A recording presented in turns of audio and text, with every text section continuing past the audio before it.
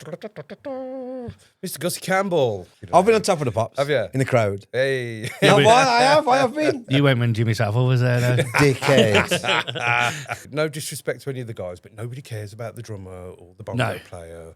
Anyone? What they remember is the voice. That's, Yeah. But he's not allowed to call himself UB40. That's my Jamaican name. So- Gussy G. Little trip to Jamaica and he came back with a new name. Yeah, they're in some mad dispute over the name. Still? Aren't they? Still? Still to this day. Yeah. Yeah, it's gone top 10. No, it's a big deal. Yeah, you're going on top of the pops. You know that, don't you? I'm like, am I? I can hear Paul Van Dyke for an angel, and I could tell you exactly where But I was. also, I could tell you exactly where I was stood or sat in the club at that time. First time I ever heard it. do you have anything ever to do with that UB40 scene or involvement? Not really, no. I hated them. I didn't like reggae music. But Speed Gauge Bass One's making a fucking massive comeback. It's been played even more. now than what it was back in Yeah? the day. Basically, Can I my stop you idea. all here? So Stop, basically, right. you took my idea. The reason you don't need a man is because we've provided it all for you. Yeah. I am not. But how many white reggae bands do you know? Chardonnay. Like, dumb name. Yeah, dumb name. But I'm thinking more like Jackson. The fucking Johnny hasn't come out yet, has it? Yeah. Ding, ding, all that kind of stuff. Yeah. That's the most brummiest word I've ever heard. Better. Better at it. Do you know what I mean? So, Birmingham crew was like fucking way Way before its time. fucking, wasn't it? let's give Ali and Brian £1 million so they can do their own record label. I think it should be mandatory that when you turn up to a rave, you have to take an ecstasy tablet on the way in. I thought you was going to say no mobile phones. Nah, you have to take an ecstasy tablet and have the full experience. Each to the road. If you want to be a lame ass simp who says, "Me pregnant," that's your shout. Do you know what I mean? Like, Sounds so gay. Yeah. Shoo-ba-doo-boop-doop-doo. Yeah. So it's definitely one of Birmingham's national anthems, isn't it? It is. That's your piles, that is, mate. I don't know about anything else. As Babbied Up.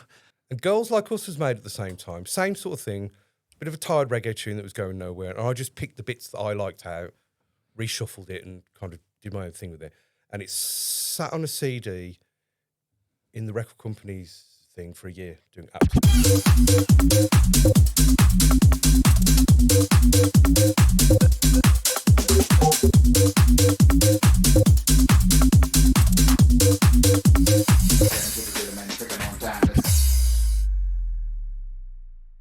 Good afternoon, or good morning, or good evening. I think we just head into afternoon. This is the Ranting Raving Podcast with me, Wayne Scott Fox, Mickey Williams, and a special guest going by the name of Mr. Gussy Campbell. Gussy Campbell. That's a very popular name for West Midlands. It's actually not my real name, Gussy. It's a nickname. But there you go. My name's actually Angus. Wow. But not many people know Sounds that. Scottish. Angus. It's the full... Is that where Gussy's come from? Angus. There you go. Gus, there you go. Actually, Gussy, straight away, there's a story behind that. Go on, you got to tell us. So my full name's actually Angus Gun Campbell. You can't get Gun? Gun, G-U-double-N. Oh, double N. Double N. So, Not like AK-47. No, nothing like that. Which is inherited from a granddad. Yeah. Nice. Gussy comes from... But isn't Gunn a Scottish name as well? sorry, Gun. Gunn. Yeah, very, very, very Scottish. Brian Gunn, Norwich City, remember? The goalkeeper. That's the only gun I know. Sorry, carry on. No, Gussy comes from when I was going to Jamaica to go and record in my cousin's studio. He had a mansion in Montego Bay. Yeah. He was like, "You can't go to Jamaica without like a handle, a name." I'm like, "What do you mean?" He says, "You've got to, like, everyone's got a nickname." Do you know what I mean? Everyone's got the street name. Yeah, exactly. Like, he says, "You can't call yourself Angus out there." So my middle initial's G. So he went, Gussy G. That's what you're going to be called, like that. And it's kind of stuck since, really. So that's my Jamaican name. So- Gussy G. Little trip to Jamaica and he came back with a new name. Brilliant. That's it, yeah. Well, let's start with your bloodline then. Because What? you've just mentioned you're a Campbell. I'm a Campbell indeed, yeah. Very much so. It's, well, as you know, it's a musical family. That's all the Well, I'm family kind is. of getting the hint that if you went to Jamaica to a massive recording studio, I'm kind of getting an idea who this is. Yeah, go on Well, then. yeah. No, like, to be honest, I'm third generation Campbell musician. It started with my grandparents. Yeah. Granny and my granddad, they were like folk singers back in the day. And then their children, my mum, my Uncle Ian formed a folk group called the Ian Campbell Folk Group, who were very well known of their time in the Midlands and whatnot. And obviously, Ian Campbell then had 4 or 5 sons, and Ali, Robin, David, and Duncan, all of them can sing. Wow. They've all got amazing voices. They've all got the calibre. Yeah, they all can sing really, really, really well. But I didn't inherit the vocal gene, but I inherited the musical gene, for which I'm very grateful for. So, yeah, it's kind of all we've known really since day one. So just for the viewers who ain't fully on board yet, if you don't know, That's UB40. just behind me over here. There it is. Yeah. There he is. And for those of you who know UB40 now, Ali Campbell left a long time ago, and then Duncan came in. Duncan's left as well now, hasn't he? Duncan's left, well, yeah, for health reasons. Yeah. So it's and obviously Astro's died because the band split up. That's right. Astro's died. Brian's passed away as well. Yeah. But There's 2 factions now. There's the original band, and Ali. then there's Ali Campbell, the voice of UB40, as he calls himself. Yeah, they're in some mad dispute over the name. Still? Aren't they? Still to this day. Yeah. We went to the old Sanctuary in Birmingham to see UB40 without Ali Campbell. And I'm going to be honest, it was shit. No, well, It weren't It Ali weren't Campbell. what you expected. No. People... Don't get me wrong, the vibe was good, but it's not him. it's not him. It's not him. It's like taking Ozzy out of Sabbath. Exactly. No disrespect to any of the guys, but nobody cares about the drummer or the bongo player. Anyone? What they remember is the voice. That's, Yeah. But he's not allowed to call himself UB40, so he calls. That's bizarre. So man. he's. Did he start it as well? He left. It was his band when he started it. Did he get glassed or something? Kind of. Yeah. That's the story as well. Ali didn't want to be the singer at all. What? He wanted to be the drummer. Wow. They got Michael. He just wanted to get stoned and play drums and do dub music. So the other... Sounds like a good So life. Duncan and David said, I don't want to join your stupid dub reggae band. It's not awful that. So they didn't join. And Ali, when he had that, he got a settlement. Yeah. He bought a drum kit. That's what he bought. He bought a drum kit. Because none of them were musicians. They all learned to play, didn't they, themselves? On the fly, quite literally, yeah. Brian was, to be fair. Brian was, a fairly adept sax player. But they all kind of they were just on the dole doing fuck all, do you know what I mean? Skint, balls to leaf lads, dusting around, getting stoned, and then they just kind of fell into it, really. But Ali had to be cajoled into being the singer. He didn't... That's crazy, man. What a move that was as well. Yeah, you see him on stage, you think that was his destiny, But and that'd be his dream. Him and Robin worked very well together. They incorporated that vocal. The 4 lads used to sing together, and the idea they were going to be Birmingham's answer to the Bee Gees, because Harmonious. when you get family tonality working together, it's there's not a hair on your body. That they used to do Village Ghetto Land at the family do's, stuff like that. Did you have anything ever to do with that UB40 scene or involvement? Not really, no. I hated them. I didn't like reggae music at all. You hated them or the I just song couldn't stand music? them when I was a lad. I got my own opinions about music. Yeah. I was into sort of jazz, funk, and all that kind of thing. I mean, I respected them, but reggae wasn't really on my radar. I understand. When I was a young lad. I understand where you're coming from there, because when I grew up, obviously I was listening to when I was like 13, 14, Helter Skelter packs and stuff like that. And then I'd sit in the old man's car and he'd be playing T-Rex. And I'd be like, fucking hell, what's this, man? This is shit. But now I've grown musically. T-Rex are one of the best, best things I've ever listened to. I think when you're young, though, you've got, you got a get into mentality. something, don't you? Yeah. I mean, back when we were lads, It's an identity, you were a isn't mod, it? or you were a rocker, or you were this, or you were a skinhead, or you Identity were a with the music, Yeah, I think so. But reggae wasn't on my radar at that point at all. Do you know what I mean? So... that's crazy. Kind of, but I grew up around it, so as we all did those days, Balsall Heath, Moseley. It's kind of because they put that. I think I've read somewhere or saw something. They're the most successful band in the world due to where they've toured. They've toured in some of the most bizarre countries and packed out. They were one of the first ones to do Russia. Russia, see, Wow. I saw the thing on that. Yeah. And they they went to packed it Russia. out. all What right. they play is like a global music, though, isn't it? But how many white reggae bands do you know? Well, yeah, there is that. Did you take any inspiration from what they did, or did you just say, right, that's them, this is me, or did you think, right, if they can achieve this and this is what they're doing? Yeah, you know, you're in the shadow of that a little bit. Do you know what I mean? Like, you know, their success was just so enormous. You know, like, and they weren't ready for it either. No. They had no idea it was going to catapult into this global success at all. Like, and Jimmy used to say, it's just like, I don't know, it's just like winning the pools every month when you looked at your bank account. It's just like, you know, Royalties. yeah, just, you know, flooded with money. Do you know what I mean? It was just, The only one who I've seen in Whole UB40 I can't see musically minded was Norman. He never really did anything, did he? Just No, he like just- this or ting or and shook a shaker. That's what he did. Yeah, that's very, very true. As I say, what they should have done the circuit for a few more years before they got famous. Going 'Cause I on the think they would have, stage, like, yeah. they would have become more adept as musicians. But they just, from the first album, blew from the up. word Dot, Labour it Love blew one, up. wasn't he? Yeah, Labour Love So they kind of fucking didn't blew up. need to really evolve from that because the recipe worked so well from word go. Yeah. They kind of they just carried on doing what they were doing, sort of thing. Do you know what I mean? They took them a long time to do albums and stuff. It didn't happen overnight in the studio. You know, they took their time and stuff. Yeah, you know, albums it's- can take a while. They took, you know, I've just come off the back of fucking a year of writing one. have you? Yeah. The one you've done Yes. a remix yeah. for as well. Oh yeah. But that's out on, well, by the time this goes out, it'll be out.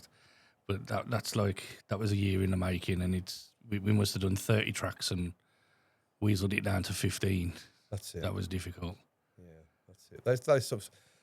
They were very guilty of, like, they do all the demos. I didn't get to go to Jamaica to record it. though. Jamaica, no, it wouldn't be own accord.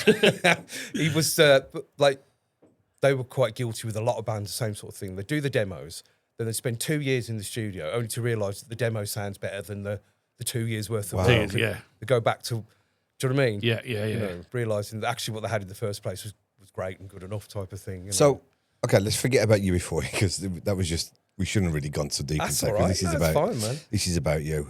Tell us Yeah, about but you. it's his cousin, man. We're allowed to talk about it. No, I'm used to it, don't worry. But No. sorry, I'm going to cut you up here. There's one thing that I've got a pet hate, though. All right. Is being introduced as Ali Campbell's cousin. Yeah, no, yeah. I Yeah. just don't do that, please. Do you know what I mean? I'm my I am a own person. in my own rights. And like, but then when I realised it's not actually about me, it's about other people trying to show, oh, have you met this kind of thing. Sort of Yeah. feeling that they're making themselves, elevating themselves by telling Yeah. people, oh, I know so and so. I know him. Yeah. And like I don't tell anybody. I don't tell any when I meet them. I don't Then don't even advertise. engage in it. Like, you, yeah. at all. Do you know what I Yeah. mean? They usually at some point they probably find further down the line that they're like, oh, you didn't tell me. It's like, well, Okay, before we just go back Didn't to it, need I did tell this to you back to you, but okay, you say you get asked it all the time. Has anybody asked you what's the real reason they've broke up? Because no one actually knows. You've got two sides. to be fair, they did a documentary, and it's fairly accurate, to be honest with you. And like anything, it's always about money. Money. The manager, that's all I heard. Because I got friendly with Earl. Earl's a really good pal of mine as well. Earl, if you tell Earl you've met me, I've become friends with Earl. And he was saying, well, you've kind of got this side and this side, and he wouldn't really give too much away. Something to do with the manager, something to do with, then he was on Ali and his crew. And I was just like, Everything was gravy while there was pots of money coming in. Nobody cared. yeah. But then the big bad internet came along, and people just stopped. Because you see, they didn't write their own songs. Okay, Yeah, they're all covers. They're Yeah. all covers. Yeah. So there's no a few song royalties, but not enough to keep the ship afloat. Yeah. They you know what? I didn't know that. Yeah, they're all They're covers. all covers. Yeah. Yeah, they're all No. covers. Yeah, yeah, red wine, and all that. yeah Neil, they're Neil, like Freddie McGregor stuff and all that. Neil yeah. Diamond song. That is Okay, Red yeah, I Wine. didn't even know that. Yeah, they that's didn't write- that's news to me. They did on the first album. They did a bit of writing and stuff, but it kind of dried up for them.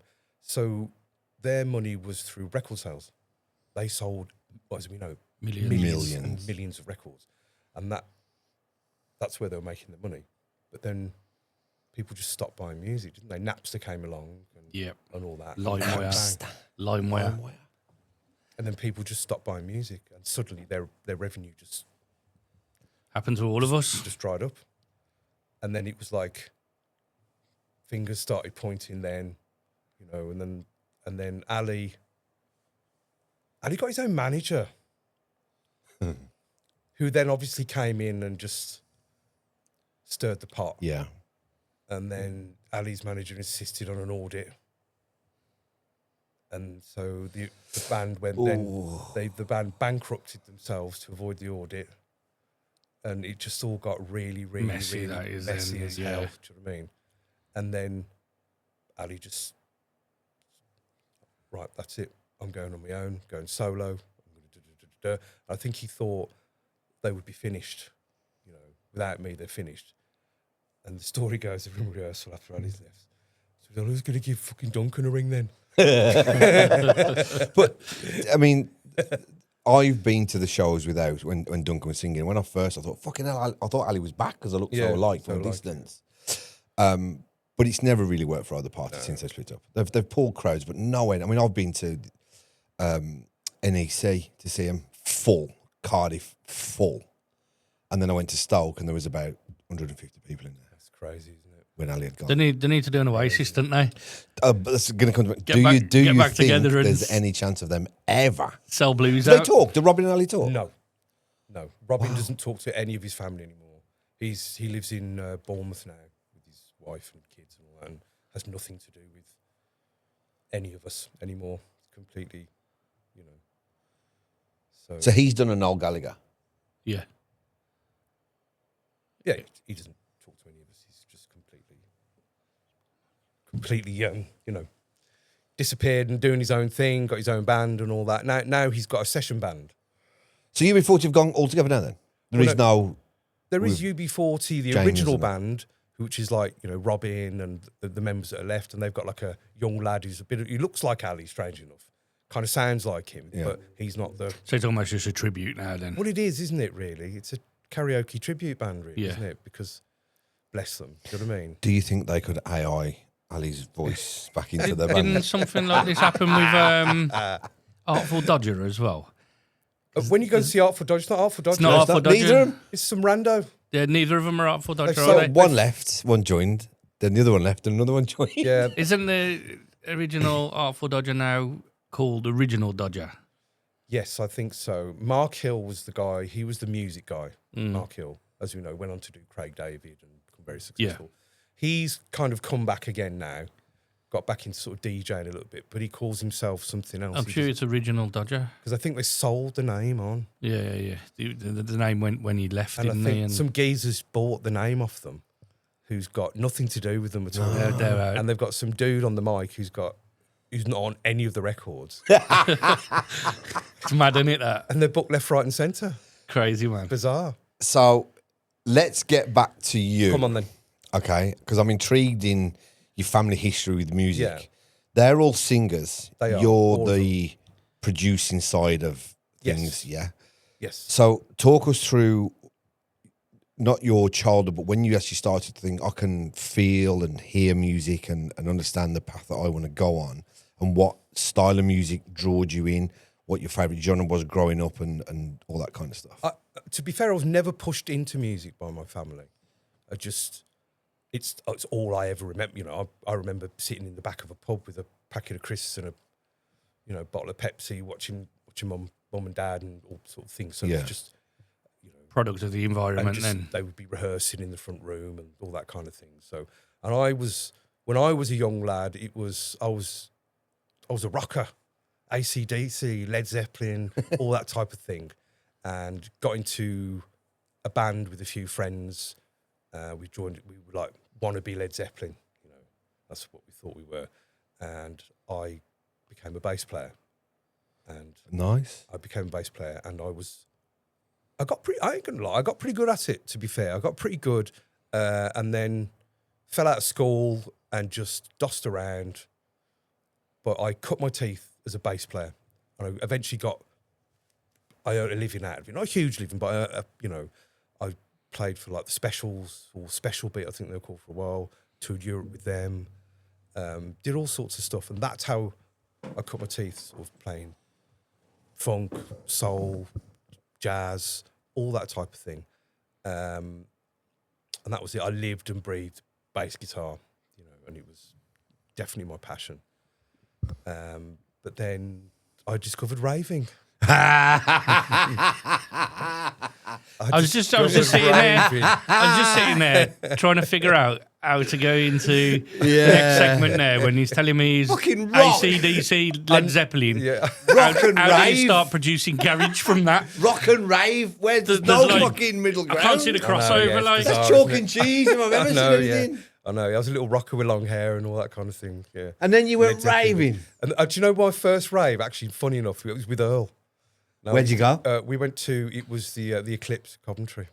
Yeah. okay. So like, he's like, "Oh, you got to come to this place." And I was like, "What?" It's like, "It's 2 o'clock in the morning. What are you on about?" He said, "No, you got to come here." So off we went in the car. I walked into this place. And I'm like, I'm going to go to the bar. I got to the bar. 3 pints, mate. He's like, "No, mate. There's Panda Pops or water." I'm like, "What?" None of them had a license, did they? I was just, lads, I'm sorry, man. They don't sell booze here, and they all just laughed at me. And I was drinking this water and went, "What the fuck's wrong with everybody in here?" Like, because I ain't got a clue. Yeah. Do you know what I mean? Like, I haven't got a clue. What's Indulge to going on. fuck. And I was just like, what's wrong with everybody? Do you know what I mean? But obviously, the next time I went back, I knew what the score was by then. Do you know what I mean? And just that was it then. Like, for me, that's when I left, like, being in bands and stuff behind. It was just, What made the decision for you? Why did you decide to leave a band? just trying to be in a band with people. Drummers, just annoying people. And you've got to, you're in a band with 5 or 6 people. Yeah. Do you know what I mean? There's always a twat. Do you know what I mean? And you've got to put up with it and stuff. I'm in a band with 2 people and there's a twat. Exactly that. So I left it behind. I lost interest in it. I discovered raving. And for me, it was, and all my friends, they just didn't get it. Newfound love. And they didn't move on from where they were. They just stayed where they were. Like a relationship. Do you know what I mean? Was it really? You found someone, you fell out of love with it, found a new one? And I found a new one, and it was just, I just became obsessed with it. I thought it's just amazing. That feeling of being in a rave and goosebumps when the tune What come on. kind of music policy was it at that rave? Was it a garage one or was it? Garage the came a little bit hardcore later. It was rave. Hardcore Move rave, your body yeah. to the rim of Yeah, love, yeah. Ding, ding, all that kind of stuff. Yeah, You know what I yeah. mean? The original, what broke Yeah, into the man. scene, Fantasia, yeah. Dreamscape type All that stuff, kind of yeah. thing. I remember Aston Villa Leisure Centre. Got to see Sasha there and stuff like that. Do you know what I mean? I wasn't one of these big rave. I didn't go like massive raving because I then got into club music. Then kind of clubland developed then, and my favourite place was Snobs in Birmingham. We used to go there. Snobs.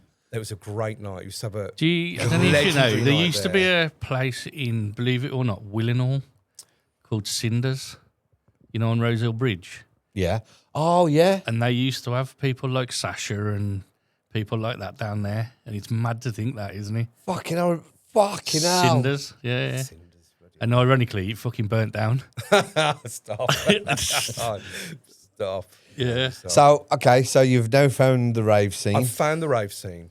So you're enjoying the music. I'm loving the music, and at this point, I'm sharing a studio with a guy called Graham Hamilton, who used to be in a band called Fine Young Cannibals. This is Fine Young Cannibals. I She remember drives them. me He used crazy. to be I the remember trumpet them. player in Fine Young Cannibals. Lovely guy, Graham. And this studio's because of the band that you had.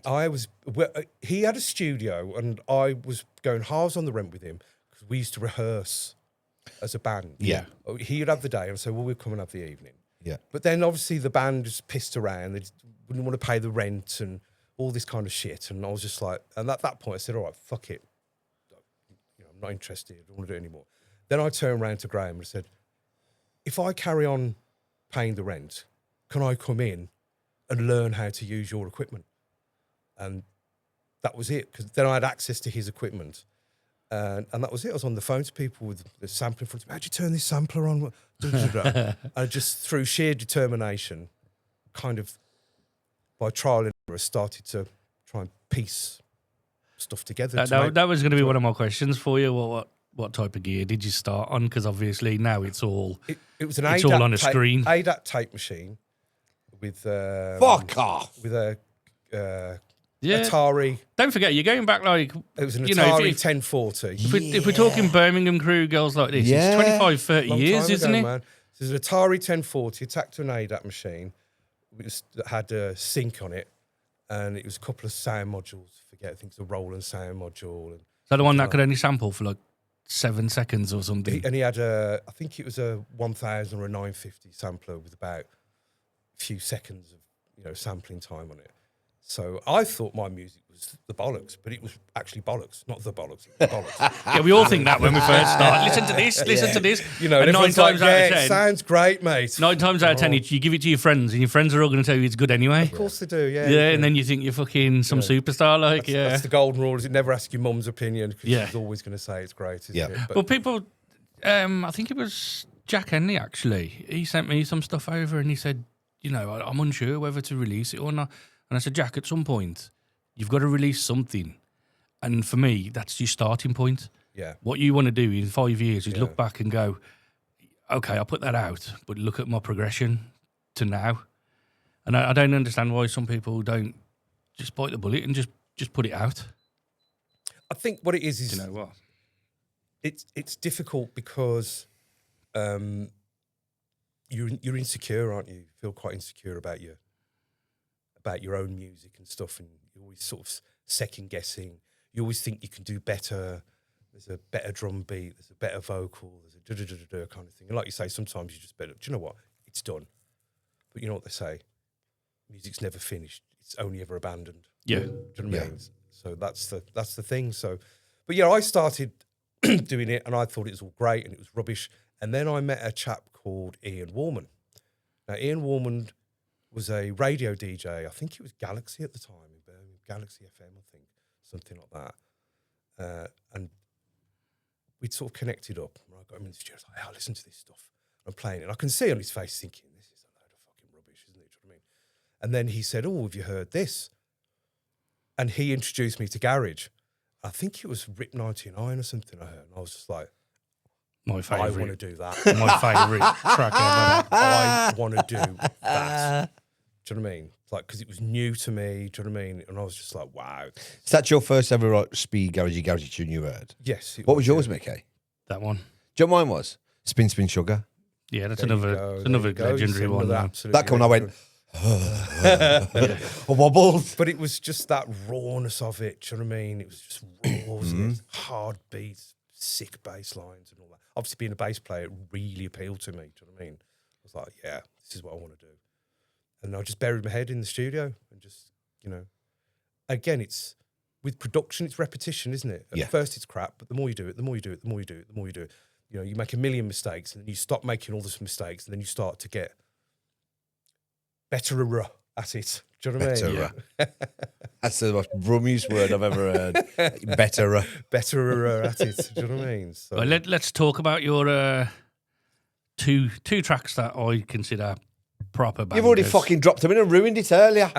Girls Like Us Don't you and fucking hell. Birmingham Crew. Birmingham Crew and Girls. That was- How did they come I about? think Birmingham Crew was like fucking way Way before its time. fucking, wasn't it?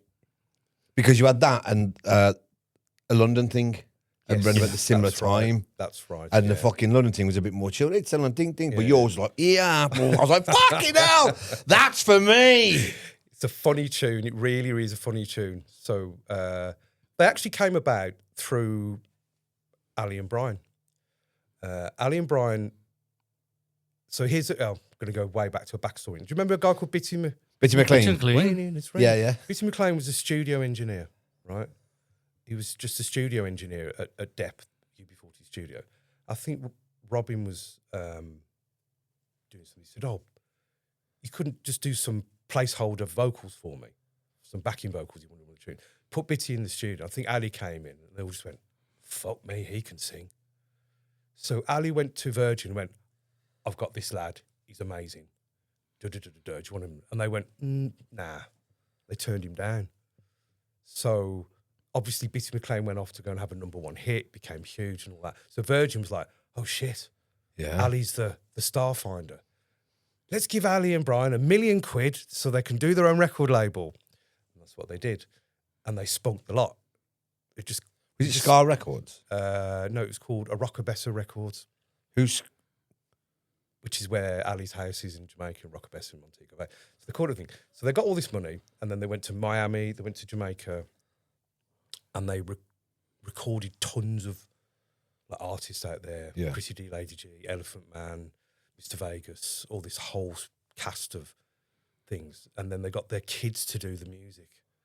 And no disrespect to anybody, but it was Didn't work. No, it weren't working. And they got all this catalogue, and then I think it was the guy, I forget his name now, Nobby, his name is actually, a really nice guy, was engineering the thing, and they were going, oh, we're going to do this. I said, oh, your cousin, he's doing this garage stuff. He's like, what? Yeah, he's doing this garage stuff. Why don't you get in touch with him? So they called me in, and I sat there in the office, and he said, look, I've got all this catalogue. I don't know what to do with it. You know. So he gave me all this catalogue, and I just went through it all, basically, and just remixed it all. That would like heaven, wouldn't it? Yeah. Given all that. So I was like, I had all this stuff. So Birmingham Crew was the first tune I gave them, and it was really funny because the original tune's like a reggae tune. And at the very beginning, he says, hey, big up the Birmingham Crew, man from Seaview, which is Ali's house. So I thought, oh, Birmingham Crew, I love that. And then, yeah, a bit later on, I had that. And then, no. And then just got it on the keyboard and went, yeah, the Birmingham Crew, mash it up, the Birmingham, yeah. I was like, this is great, isn't it? Sort of thing. And put it all together. And then they pressed 1,000 vinyls, and that was it. That's all they ever did. They never released it. What? It was too regional. Wow. Are you shitting me? I'm not. It never released. I bet you'd have sold more copies being bootlegged than Yeah. Hard to find. Told me it's one of their best bootleg records they ever did. yeah. Because he said people just screaming for it. Yeah. And they couldn't supply. But They ended up booting it. I worked at Tempest and we sold loads that were Exactly, on yeah. bootleg edition There was vinyl. only 1,000 pressed ever, and that was it. And they said, we're not doing any more. That's mental. So anyone out there who's got one of them, Hold you're on to one it. of All the 1,000. originals, yeah, and so that was that. So it never got released properly. It's mad, isn't it? So, and I never got accredited to it either, you see. Didn't he go to No. What? Vegas? It went as or Mr. Vegas, Western End. Yeah. But really, it wasn't Western End. Western End was the original reggae thing that never saw the light of day. I kind of made Birmingham Crew out of little snippets out of it. And Yeah. it became its own thing kind of thing. And it was like a juggernaut, wasn't it, for Birmingham? Yeah. Just, Massive. you know. And up north, they live up north and all. I know, it's crazy, isn't it? It really is bizarre. And like, I fell off the scene for years and years and years. After the big record deal I had with Relentless Records and EMI and that sort of thing, it's kind of all went a bit south. I fell off the scene for years. So I've come back recently. And I was out, first time I come out, I was like, they're still listening to this. Yeah. They're like, mate, it's never gone away. No. Yeah, Like, it's mental, like, man. no, mate, you don't understand. Like, And because Speed Gauge and Bassline's making a fucking massive comeback, it's been played even more. more now than what it was back in Yeah. the day. It's Yeah. so bizarre. I think it's going to outlive me. I'm, Yeah. I'm playing- 100%. It's just going to keep going. That so is. I'm at the Hidden and Moon Lounge reunion on the 20th of September. There you go. The first tune I'm going to play is that. Birmingham Crew. Yeah, it's crazy. You have to. I know. It's Because everyone else is trying to play all the newer stuff with the, commercial vocal remixes and all that kind of stuff. Where me, I'll come in with that and Sparks, Top Cat, there you something. go. Do you know what I mean? Yeah. They want people to go, oh, remember this, remember this, Original remember this. bangers, like- Yeah. And Girls Like Us was made at the same time. Same sort of thing. Bit of a tired reggae tune that was going nowhere. And I just picked the bits that I liked out, reshuffled it, and kind of did my own thing with it. And it sat on a CD in the record company's thing for a year, doing absolutely nothing. Did nothing. Just sat there doing nothing. And I think it was, I forget her name now, it was a lass from London came up. Back in the day when the A&R people used to scoot around the record companies. Yeah. And they pulled this record out and they said, oh, what about this? She's asking, you got anything? I went, oh, sorry. They put it on. She went, that's a hit record. And they're like, really? She says, I'm telling you straight, that's a hit record. So she took it down to London with her. Now, back in those days, I forget all these names of these people. There was a dude who used to cut plates, dub plates. Okay? Yeah. So what the producers at the time used to do is they used to go and drop their DATs off Remember DATs back in the day? They used to drop the DATs off. The DJs would go along, who's dropped, and they'd play them the DATs, and whatever one they fancied, he'd cut them a plate. Yeah. Everybody turned it down, apart from Artful Dodger and Timmy Magic. They were the only two DJs. The original Artful Dodger. Original Artful Dodger. They picked my tune up, and they started playing it out, and then it started to pick up momentum, and then Relentless Records heard it, and they said, "We're going to sign this," and they signed it up, and number 7 it got to in the charts. And that's the UK top 40 as well, wasn't it? Yeah, and that was when it meant something. You see fucking people putting out, I've got number 6 in the fucking views. baseline charts on Beatport, and it's like, mate, you've sold about 20 copies then. To DJs. It's nothing. I know, yeah, it's bizarre. Where back then, that meant something. You sales, and that's when so top of the pops. What sales would you have had to get back then to get top 10? I think it sold about 80,000 in a week to just straight into there, yeah. Which, and then I also got told, it's quite funny, it says, "Oh, yeah, it's gone top 10. She said, "No, it's a big deal, yeah. You're going on top of the pops, you know that, don't you?" I'm like, "Am I?" I said, "Yeah." Did you go? Yeah, on the top of the pops. Wow. I've been on top of the pops. Have you? In the crowd. Hey. No, I have been. You went when Jimmy Savile was there, though. Dickhead. So, yeah, we did top of the pops, which is bizarre. Isn't it crazy? I'm driving there in the van, and I was just pissing myself. The last place. What's going on here? The whole last place in my whole life did I ever think I was going to go was fucking top. But is the video online though? Yeah, it's terrible. But also, is it? Yeah. But people like you have been on, and people like me who've been in the crowd, we know what the logistics of Top of the Pops is, and it's not what these lot see or think. No. It's fucking insane. It is insane. I was like, really? Walking from one set over to the next one, and then, right, yeah, okay, waving, and then... It's only small, though, isn't it? It's a small place. No one was singing. I was like, what's going on? It's playing on fucking speakers. I thought, Jesus Christ. Yeah. But the funny thing for me is that the cafe there, they share it with EastEnders. That's where they shoot EastEnders. So you're sitting down having sandwich with Patsy Palmer and all these kind of things. What are you doing here then? Kind of things. So that was kind of weird as well. Do you know what I mean? But yeah, I never in my wildest dreams ever thought I would. But a good experience. It was a fantastic experience. I wouldn't change it for the world. Do you know what I mean? It's an experience. And that's a tune as well. Do you still get royalties off Girls Like A few bits and bobs, yeah, we do. I mean, obviously, Birmingham crew, you ain't going to get nothing off that. But to be honest with you, the business went a bit south as well. But the payoff, you see, they didn't really have to call it my record because really it was a remix, essentially. Yeah. But we kind of wrangled it and said, okay, we'll call it B15 Project featuring Chrissy D and Lady G. So but really they needed somebody to front it. Like, somebody to go around and gig it and all that type of thing. So it got called my record, of which it is fantastic, really, because it's still going. All these years later, the record is still going. It's just been sold on again to Armada Records. They bought it again. It's been remixed all around, sort of thing. And they were telling me, it says, fucking hell, Gus, I hear it more down in London now than I did when it was out. So I made a classic. Yeah. In that sense. 100%. Yeah. Which is a lovely thing. And it's to have something that survived its time. It's just cool as fuck. It's not only a classic, but it's a timeless one as well. You know, one of them that can sit forever. It can sit in a set now because it's based in music. I know it sounds obvious, but it's based in music. It's not gimmicky. It's not, some music of its time is fad. It's gimmick. It's got some silly sounds in it. Yeah. But the reason why it's musical is because I was a musician, and it's funny. You know how we all make music now. Yeah. Get on computer, put samples in here, grab that. I was listening to it, and I was like, I played every single instrument on there. There's no samples. Yeah, you put them all in yourself. I put it all in myself, played the keyboard in, played the bass line in. Every single thing is like a musical aspect of me. It's playable. Do you know what I mean? And only me. It's not like I've cookie-cutted a vocal or a sample kind of thing. It's all kind of my experience as a musician, if you like. Yeah. I think that's what made it what it was. Do you know what I mean? It sort of became its own thing rather than just a copy of something else, if you like, if that makes sense. Yeah. I think that's why because it's rooted in real music. I think that's why it survived, I think. Okay, so you've only recently started DJing. You've come from behind the scenes and jumped on the decks. Why is it taking you so long? I don't know, really.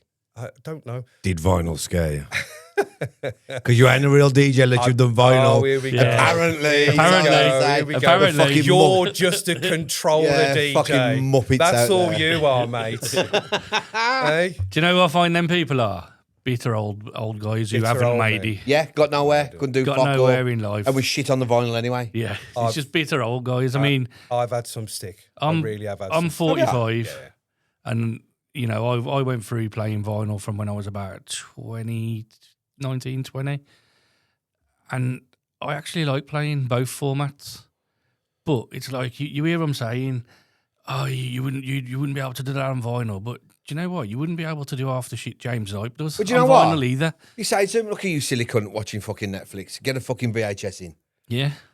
Why are you using an iPhone? Get yourself a landline.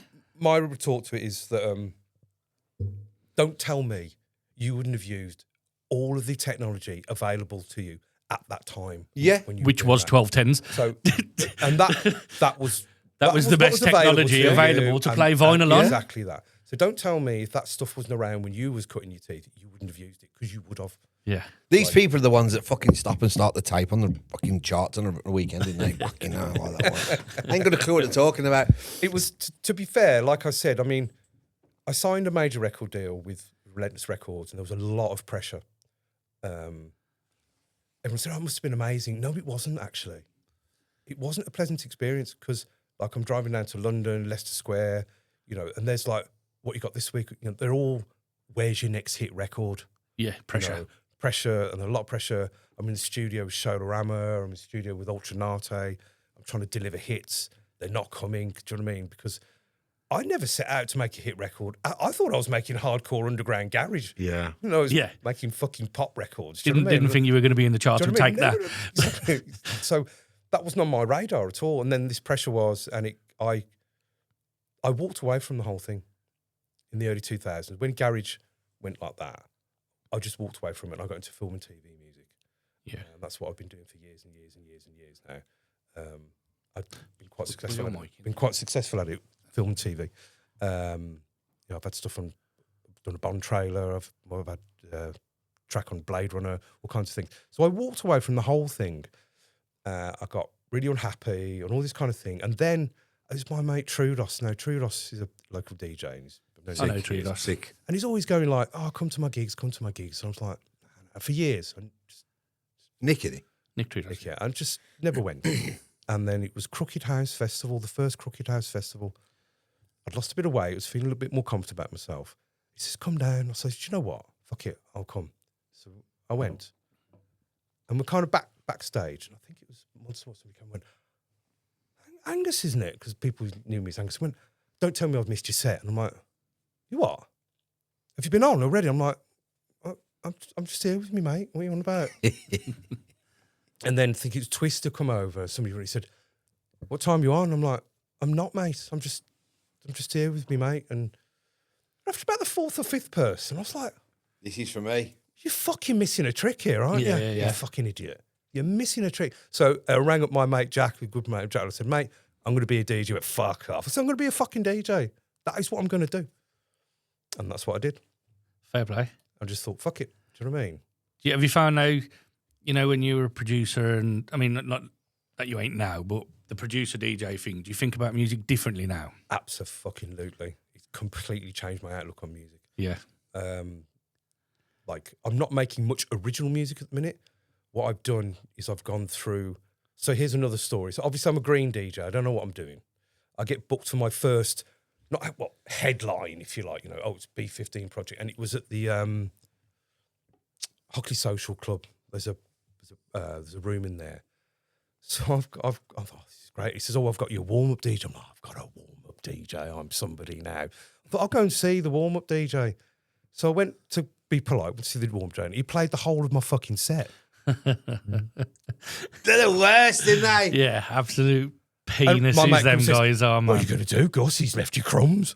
And I'm just like, And it just threw me off my game. Like, do you know what I mean? I didn't know what the fuck to do then. Like, do you know what I mean? Like, Yeah, it just threw me off my game. we played at a place in Brierley Hall called Deep, and turned up, and we were on at like, say, 12 o'clock. So we're there from 11:30 listening to the guy who's on.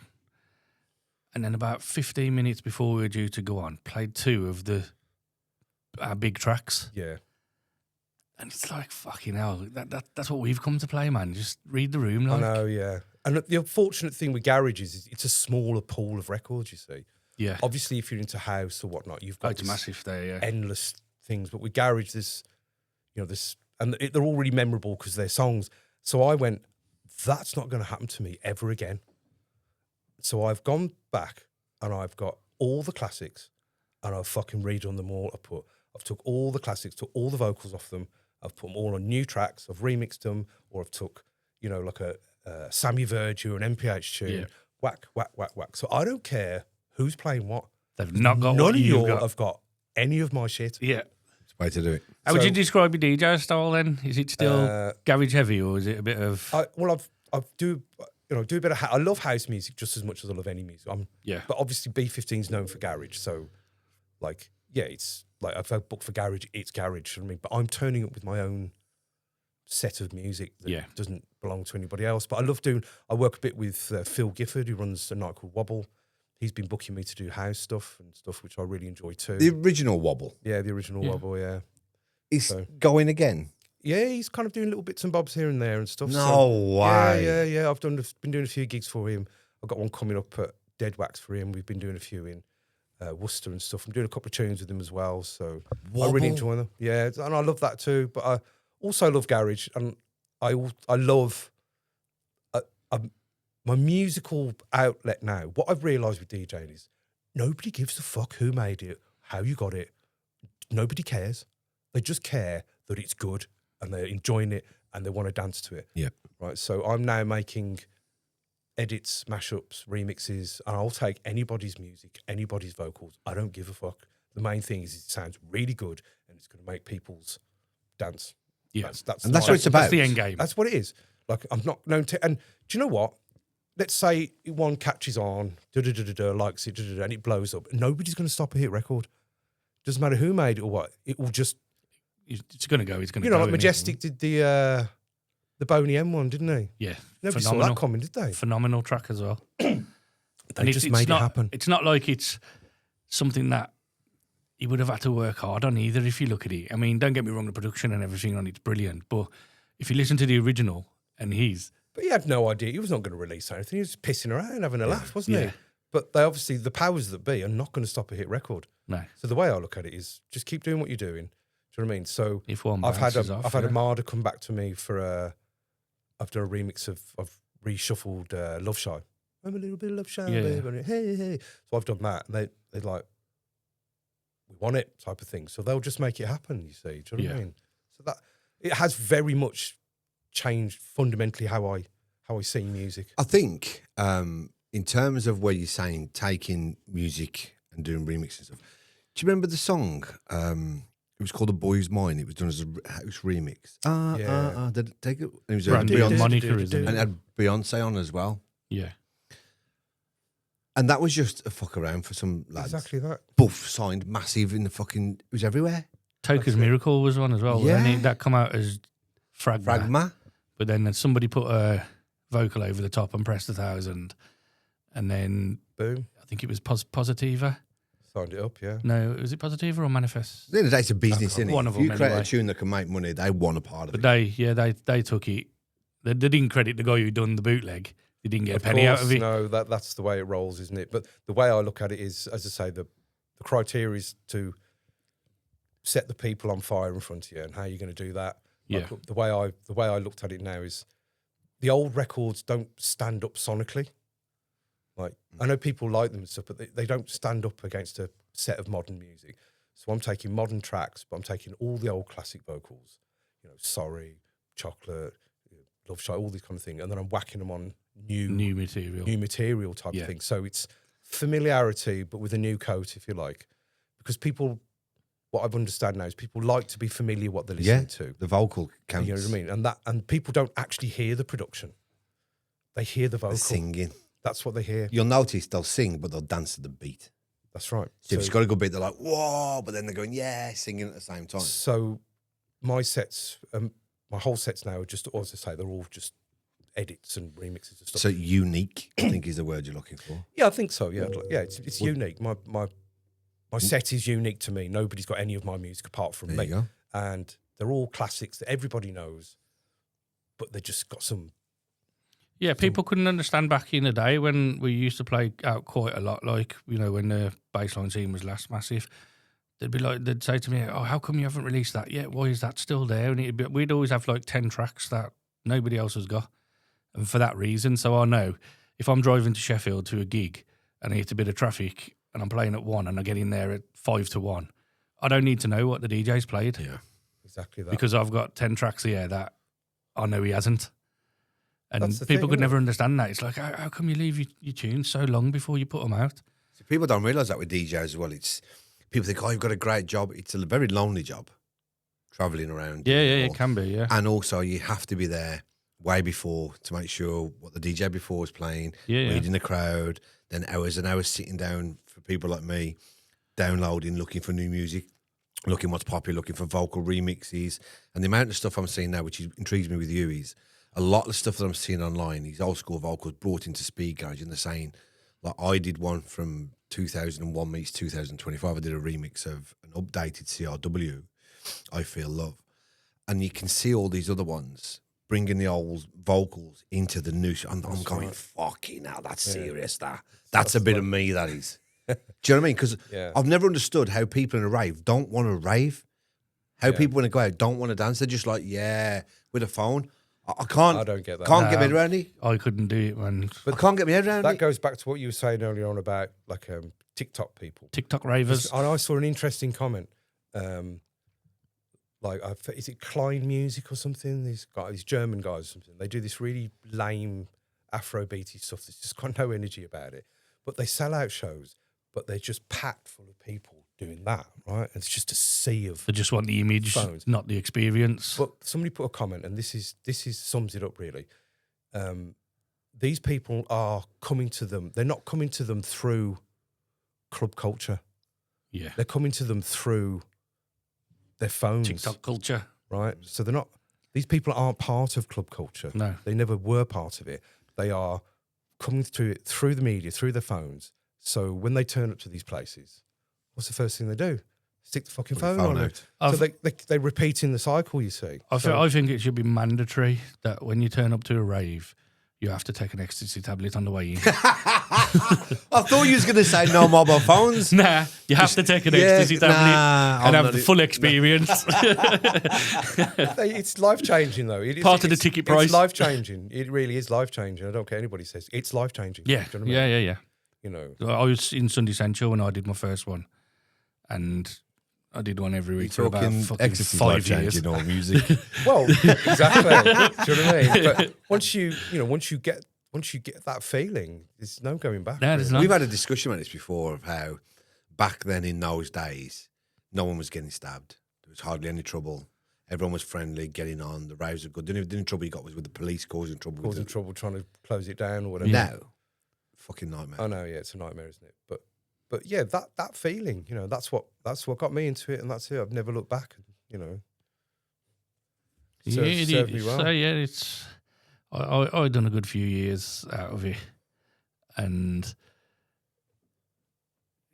I could never imagine standing in the middle of Pulse, where Sunday Central was, and not having that inside me. Yeah. Sounded so gay. Yeah, I couldn't imagine not having that feeling, that euphoria inside me. But I don't know think, if it'd be boring. But then, you know, the memory of it stays with you. And then, Forever. And then when you hear the track, it takes you back to a time that you kind of, you get that little bit of a feeling back every time you hear a classic track that you was really into or something. Yeah. Kind of, you know. I can hear Paul van Dyk for an Angel, and I could tell you exactly where But I was. also, I could tell you exactly where I was stood or sat in the club at that time. First time I ever heard it.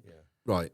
So if if you deep into your mind and look at the years that you've had, right? I guarantee your indulging clubbing days will stand out more. You'll know where you've been, what you've done, who you're with, and all the rest of it, to just normal going out clubbing days. I remember because my first experience was Baker's. But then as I grew up, I joined the army and went to live in Wales. So I was around in Swansea at the time. Right. The clubbing scene down there was fucking ridiculous. It was all progressive house and trance, or more like Ministers of Soul and like all the funky US house fucking, just incredible. And I was off my fucking nut every weekend for 3 days. I used to say to my missus, go out on a Friday and you come home on a Monday. well, I used to say to her, I'm going to cast a check from work and not go home. You see it till Monday. Bad. But I remember them vividly, escaping the park, all these things that I've done. Fast forward 15, 20 years. I can't remember half the places I've been and what I've done, if I had a good time. I've got a funny story about Swansea. Was it Cardiff? Swansea. When we were in the charts, we were doing really well. We got booked to go to Wales. And this club had booked us. It's like this banging hard house club. Do you know what I mean? Like really kind of thing, or something like that. And then, so we've turned up, and like there's pictures of us everywhere. Do you know what I mean? Like, so we got in there. I didn't DJ at the time. I just went to the bar and stood around like a twat. You know what I mean? Waving kind of thing. Do you know what I mean? Like, and the other guy was a DJ. And we've gone in there, and it's really quiet. Like, so we started playing a bit of garage. And bless her, about 4 birds came up and jigged about a little bit, and then there's this great big bunch of lads like across the bar, and then just one little fella walked right across the empty dance floor, came over to us, this is what, mate, get this fucking shit off, mate. Nobody fucking likes it. I was like, ooh, only another 55 minutes to go. Like, this is the most painful hour of our lives, do you know what I mean? Like, and they didn't do anything. But the bastards, when we finished our set, and this is a real bugbear of us at the time, the resident DJs came on, bosh, the bass turned up, the lights went on, the fucking smoke come out. Suddenly it was fucking party time. Party time again, yeah. Wankers. Yeah, why didn't you do that when we were on? Yeah. And resident DJs, they were always jealous. They give you our time and play your records before you came, turn it down, turn the lights off. They get £100 for the whole night anyway. That's why we get 4 or 5 times that for an hour. That's it, yeah. So, yeah. Get this shit off, mate. That happens a lot, that does, you know, when you're out somewhere and somebody comes, oh, can you play this? I'm thinking, it's fucking R&B. Oh, yeah. No, yeah. Well, what about this one? That's the new fucking thing, R&B. Shoving the phone in your Shoving your face like phone, that. yeah. I'm like that. Are you at a fucking wedding? No, fuck off then. I saw a video of someone doing it to a DJ. Some bird pushed the phone at him like that. So he's took the phone like that. Change the settings to Chinese, give it back. Fucking brilliant. Wow. Yeah. Have that for your request. I was in Worcester with Phil. We're doing this thing. It's 90s house night. And I'm playing 90s house music. Nice. And this girl comes up and says, can't you just play some 90s stuff that we all know? And I'm just like, this is fucking 90s stuff. Do you know what I mean? Like, you're too young to know that this is 90s stuff. Don't tell me you about weren't even 90s born. stuff. It kept bugging me, and I'm quite a polite guy. And then Phil came in and he just went, "What? Yeah, fuck off!" Kind of thing. And I was like, "Nice one, because mate." people think like fucking Week Phil Saturday night and that day as the 90s. That's the Spice Girls. Bizarre. This is all 90s stuff. No. That's not the clubbing 90s at all. Right. So when you look back, then, you know, at your family influence, the garage bits, and you know, DJing now. What's your biggest achievement? That's a good question. My biggest achievement in like a musical achievement. You feel personally what you're most proud of? Personally speaking, I feel my biggest achievement is Birmingham Crew. Yeah. What a guy. Yeah. I was worried you was going to say Girls Like Us because he got released and signed. No, I was worried he was going to say my children. That's not musically. But do you know what I mean? I'm so glad you not went down the norm of, well, this has been a success. It was signed in charts. You've gone, nah, Birmingham Crew. 100%. And do you know why? Because, as I say, like I left the scene behind. I had no idea that it was a thing. I had absolutely no idea. And then when I've come out recently, I just get people come up to me and go, mate, you've got no idea what that tune means to me. Yeah. And I'll stand there and I see people go, I'm thinking, aye. So they go, see that guy over there? He made Birmingham Crew. Yeah. And then I get strangers coming up to me, hugging me, going, stuff. And then I mental, find isn't it? out that it gets played at the Blues every Saturday. They play it and stuff like that. Oh, you're a big Blues fan, eh? No. Not a soccer guy, as I told you. So he called it soccer? No. So if Wait. hang on. He called it soccer. Soccer. You better say something. I let it go over my head. I let it go over my head. I fucking hate them people who call it soccer. you American? It's fucking football. Fucking hate it's the Americans, isn't it? They call it soccer. Soccer. So if they're playing it down the Blues, who's getting royalties on that? I don't know, Mr. Vegas, I think, to be honest with you. Do you know what I mean? Really? Yeah. It's just funny because what's funny is it's probably as big or as bigger than it's ever been when it first come out. And they turned around to me and went, we're not going to release it. It's too regional. So I thought it was dead in the water. And then I made it, I thought to myself, like, I don't care. Like, I don't care. Like, there's an opportunity to make something. Good. And you know what I mean? And I stuck it out and I just thought, well, even if it doesn't make it or whatever, I'll, big up my hometown, man. Yeah. Me and Riggs had a conversation before about Birmingham Crew, probably about 2-3 years ago, and remixing it, but getting like JK or someone like that involved. I've already done that. But then Been down that road. Didn't Mist do it work. Mist has done a version of it as well. with Toddler T without crediting you me at all. Yeah. and all that, yeah. I actually did a version. I had JK, Did you get JK in? Triller, C4, and we did like a... So basically, you Can I took my stop you idea. all here? So So, basically, right. you took my idea. No, let me stop. Can I just say something? Why are you fucking with a tune that doesn't need to be fucked with? You can't get better than what that tune is, so why are you trying? Well, this is No, interesting. you can't win this conversation. I'm going to tell you what's happened here. People... do you know what? And it didn't happen because the politics was just off the scale. Yeah. Like, I've got, God bless all of them, but they're all, listen, right, all this kind of attitude and all this kind of thing, naming no names, but I just couldn't Deal with it. Couldn't work deal with it. I couldn't cope with all the, egos and, well, I'm on it. I want this, I want that, and like kind of thing. And I was just like, and then there was another guy who was pushing for it to be done. And I was like that. I'm thinking, all of you lot have got a lot to benefit from this. Yeah. Yeah. I've got nothing to benefit. I've already done it. I've already made it. It's my legacy. It's my tune. And you're trying to fuck it up? Like, you ain't paying for me to come when you're PAing it out. Yeah. Yeah. Like, you ain't booking me. I ain't coming to press play on the I'm getting on the no scene. money Yeah. from when you're Birmingham Crew, and I ain't going to see nothing from it. And then what I realise is really people trying to jump on my bandwagon. Yep. Yeah. No disrespect to any of them, but they had a lot to benefit from. I Yeah, of didn't. course, man. As I said, we sat down and said this would work with this, with like a Devilman or a JK type vocal on top of it, Absolutely. in just I for agree. 2/16s either side of the break. It would I've have got worked it on my perfect. phone. I'll play it after. I'll play it to you after. You'll be able to hear it. But I've pulled it. Yeah, I've pulled it. I No. said, I'm not doing it. Best decision ever made, that is. You know. Some tunes are not to be fucked with. Yeah, but Some what- tunes would just be left Why alone. would I want to water down my own legacy to There you give go. other people? There you go. something that they can really take the ride off it. Yeah, Yeah. doesn't belong to them. That tune is up there, right? As brilliant as it is, it does not need to be messed with, ever. so it's definitely one of Birmingham's national anthems, isn't it? Well, yeah. Yeah, if you had like, because like obviously Brett's track, he's Dirty Diner. Yeah. That's what they're calling that in Sheffield, the baseline national anthem. But I reckon yours is definitely the 100%. one of Birmingham's national Yeah, anthems. it's crazy. It's crazy. It's crazy. And I was out last night. They played it twice. So. But it went off both times. It worked. Mate, yeah, it does. It does. It works. I'm so glad you're not fucking with that tune, because I wouldn't even listen to it.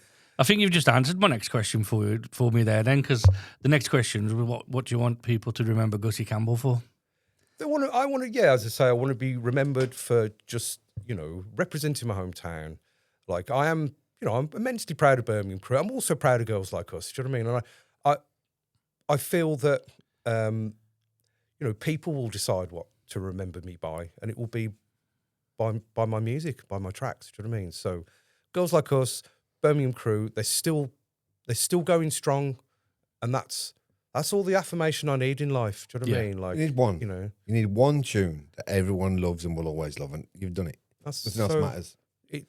Prime example: Chesney Hawks. Yeah, there you go. You put that on now, all the women cream and go on the dance floor. It's one fucking song. There you go. Yeah, you only need one. One's better than none. Everybody, that's it. Calling Gussy a one-hit wonder. No. But I always say one's better than none. Two. Do you know what I mean? 1.5 maybe. Don't know. But yeah, that's what I, obviously remembered for that. Do you know what I mean? For representing my hometown, man. And when I go out now and I hear it gives me a little chuckle and pleasure, smile, and there's no feeling like going in somewhere and hearing someone play your music in there. And it's nice. It is a nice feeling. Yeah, you can't force them to. They're either going to play it because they want to, and they're not going to just play music for the sake of it. They're playing it because they genuinely. I tell you the one thing I like about the digital age is where we used to press vinyl, and obviously they get distributed around Birmingham, and then they make their way to Manchester, Sheffield. That sometimes I can be online and then people I follow, like they may be in Australia or America, and you listen to one of their mixes and your tune's on there. It's like, that's a good feeling that my music's made it to Australia. Like we put the album out on Bandcamp a couple of weeks ago, and I did it quite late at night because I wouldn't have had time on the release day the next day. And the first 3 sales were in America, Seattle, Illinois, and Chicago. Go. And I was just like, fucking, that's crazy that is. Because somebody out there wouldn't have happened. Your tune, yeah, do you know what I mean? I've had that. And that wouldn't have happened in the vinyl era, like. Yeah, Feel and Flow, I had that with a girl. She's quite big out, whatever state it was, I don't know. And she put up she put the top 5 tunes of the month, and 1 was Pop 1 and 2, it was my Feel and Flow. I was like, fucking hell. Yeah, it's and mental, she had isn't it? millions and millions of views, and she's like, fucking. You can literally upload it from your computer at 10 o'clock. You've got it. The whole world's got it at 10:01, and it could be played in the club at 11. Yeah. In Australia. The other amazing thing about the whole digital thing is you can be in the studio, you can make a banger, and the same night be out playing it straight away. You ain't got to piss ridiculous, around. isn't it? You can just, do you know what I mean? Like, and the whole stems thing again, that's kind of opened up again to another level. The whole technology thing, it does have its good parts as well. Fantastic. I love it. I think it's Can great. I ask you a question then? Go on. So in terms of music and technology, has it made you smarter or dumber? I think it's the gate is lowered. Like people can do music by numbers now. Yeah. I mean, you don't necessarily need as much skill, but you still need a good ear for music. Yeah. Like, I've seen people, I've done a tune. I'm like, your swing on the hats aren't quite right there, and you don't realise you're using a dominant chord over a you've got a major. Like, I can hear this stuff, whereas a lot of people who aren't trained well don't necessarily hear that. So you can kind of hear your music and how it sounds tells people exactly where you're at. Do you find that ruins your club experience though, as a punter? Yeah, listen. You sit there analysing. Yeah, no, yeah. You do, because it's the DJ's fucking on doing that mix then. That would have sounded. It's the sound of music. You're listening, pulling it apart in your head, didn't you? Yeah, that would have sounded better if you'd have put it there. That would, you know what I mean? Yeah, it's a bad habit, but it's terrible. Can't help it. I can't help it. I just do it all the time. Do you know what I mean? It's a bad habit. But the technology thing, it's kind of opened the gates. There's a lot of. The problem is there's a lot more shit music than there used to be. Like back in the day. They were gatekeeping music. The record company gatekeeping music, but it was for a good reason, So there would be a lot of it never saw the light of day. But now anyone can put anything out, anywhere. So the problem is all the great music is just getting lost in this quagmire of absolute crap. What we said? Did I say to him? Like I listen to Capital Dance a lot and Kiss, and I'm hearing some of the tunes. I'm thinking, how the fucking has that been released? When half the tunes 99% of the tunes on his label are so clever, in depth, full of life, and educational to people, and real music. I'm like, how's that not got on there? See, the problem you've got these days, the difference between now and 20 years ago. If I wanted to put something out, whether it's my own music or Wayne's or you've sent me something, it's going to cost me 1,200 quid to get the first, press of vinyl and That's a little right, press yeah. release done. That's not there anymore. And that's why I think it's saturated with so much. I don't want to say shit, because what's shit to me is somebody else's fucking banger. But it's saturated with tunes that less don't quality. sound finished. Less quality is The word. quality's not there, and any Tom, Dick, and Harry can just upload it. Yeah. Yeah, you've only Whereas- got to go to Bandcamp and sift through that, and the absolute shite on Oh, there. It's yeah. shocking. Do you know what I mean? Like I say, it costs you £1,200 to get your vinyl pressed, and they'd come. You'd have to take them here, take them there. Now it's upload done.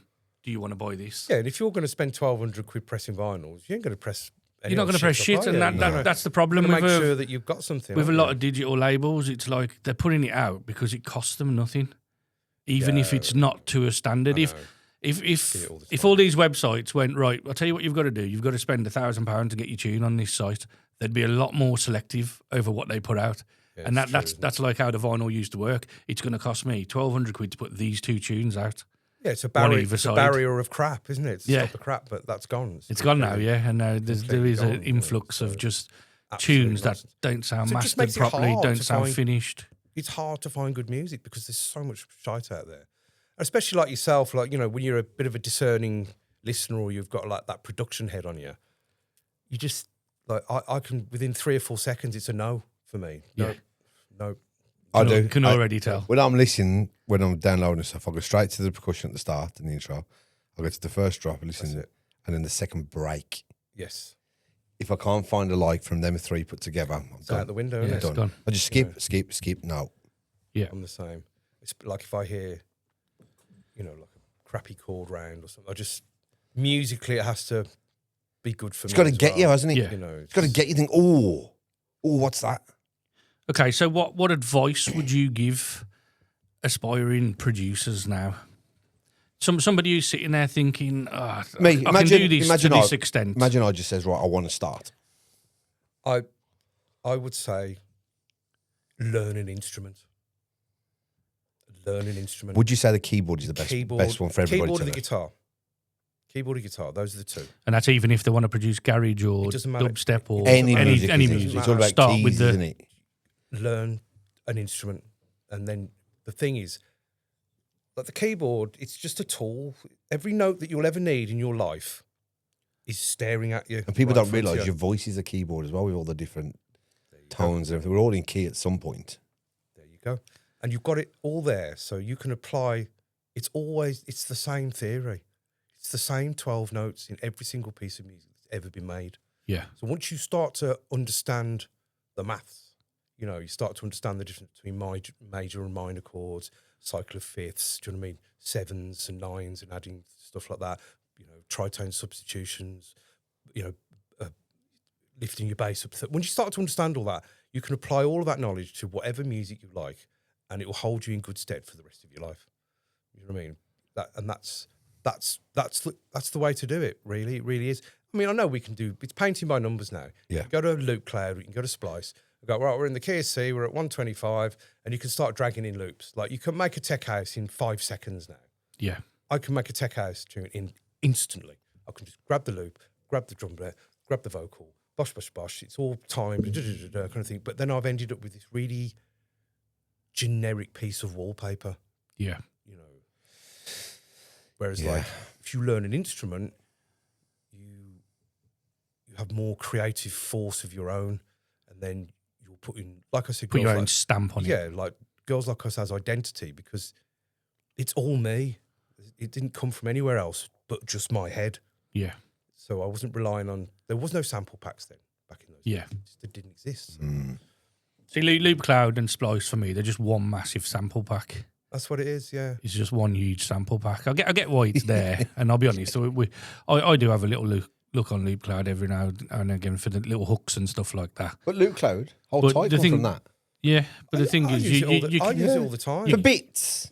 I use it all the time. Like I use that, and now I'm into the whole AI thing. I think it's fucking great. You've got Yeah. to teach me. I'm desperate to know. You blew my mind with that. I think it's amazing. I was going, oh no, it's like no, yeah. People who don't know about music, sure they can go knock up or something, but it's the people who are creative who are going to take that technology and again catapult Take it to the next level. level that people who aren't necessarily creative won't be able to do. They'll be able to make cookie cutter crap. Yeah. But the people who know what they're doing be able They'll to do take, things. they'll excel in Like it I've even played further. you that I'm an adopter of technology. I love it. I'm always an early adopter. I'll buy stuff and sort of, Try it. so I think it's about a year ago I signed up to one of these AI things. Listened to it, I was like, nah, this is not it. They are Miles off. the fucking miles off. It's going to be. It's got to be year, 2 years, maybe kind of thing. So I left it and but then about a month ago, I came back to it. Waxed it was like, holy fuck, it's arrived. It's fast how they do it, isn't it? They've developed it and it's arrived. there. And now they've got the vocals. I'm like, wow. Like you can hear the vocal and then you can hear the vibrato come on the end of the note. I'm just like, fuck. And then you can It's hear all there. You can hear the breath. Do you know what I mean? And all this kind And the of mad thing is, you can actually AI a person now Oh, that's it, yeah. to be the person singing that fucking song, It's just and then create a music video for it. All fucking out, absolutely and it looks mental. real. I know, it's insane, isn't it? It's just insane. So so now my music's like anything goes. Like I'll prompt in a vocal. Right, I want 125. I want it in D minor, female vocal, soulful. These are the lyrics. You tell it what the lyrics are, and then what it will do is you put in the main punchline of the lyric, and then it works out what your Writes around it, doesn't he? yeah, it works out what your theme of your song is, and it fills in all the gaps for you. It's crazy, man. Like I did a theme. I've got my own theme tune. Every superhero needs his own theme tune. It's good as well. And I did one for Blackjack as well, DJ Blackjack. And it's all like, he's the dealer, royal flush. And it's made all the lyrics around like cards. Man, So you worked ghost out engineer blackjack. for people. I do a little bit, yeah. To be fair, yeah, I do. But it's not, I'll help people. It's not something you want to push. Not really, but I certainly help people. Do you know what I mean? In fact, I've done a lot of ghost production in the Indian world. Indian, Yeah, I used to play Punjab. I used to play bass in a Bhangra band for years. Really? I've done more Indian weddings than most Indians, to be fair. What the fuck? So we had a bit of a hit back in the day and stuff. So yeah, I've worked with Dr. Zeus, Shinda Shinda, all kinds of. So I've done quite a lot of Indian music in my time as well. So there's that aspect. And you understand the difference between Hindi, Hindi and Punjabi Punjabi. and all that stuff. Yeah, I've seen some sites at those So weddings, mate. which when you did the Indian music, did you do more Hindi or more Punjabi? A little bit. The Hindi's like more like film music, Bollywood. Type Have you of stuff. noticed it's all auto-tuned in their voices as well when they're singing? Oh god, yeah. Well, everything is. I did no, but you when can they're hear actually it properly singing, I'm now, like, what yeah. the Bizarre, fuck? isn't it? And Yeah. they love it, and they put on their video 1 billion views. But the Punjabi stuff is more like underground gangster. Punjabi stuff's more like that's like dance, Indian dance music. Yeah. Punjabi stuff. So which It's a lot did you more- do? It's a lot more Punjabi stuff. That I was in a Punjabi wedding band for years. They were called Satrang. I gigged for them for years. Like we You didn't tell us this story in your musical journey.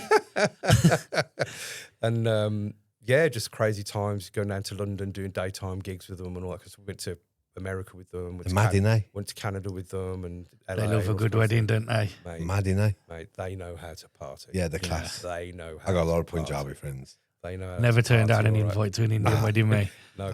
So we used to have a bit of a joke when we would we'd turn up with set.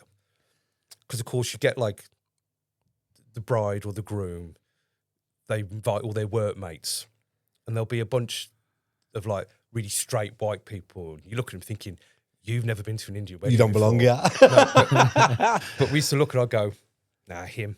You go, nah, it's going to be him. Nah, him. Because what used to happen was they'd sit down and like they'd come over with the pints. They don't know And what's the, coming. and the guy would go like, yeah. He'd go to his wallet and go, no. And he'd go,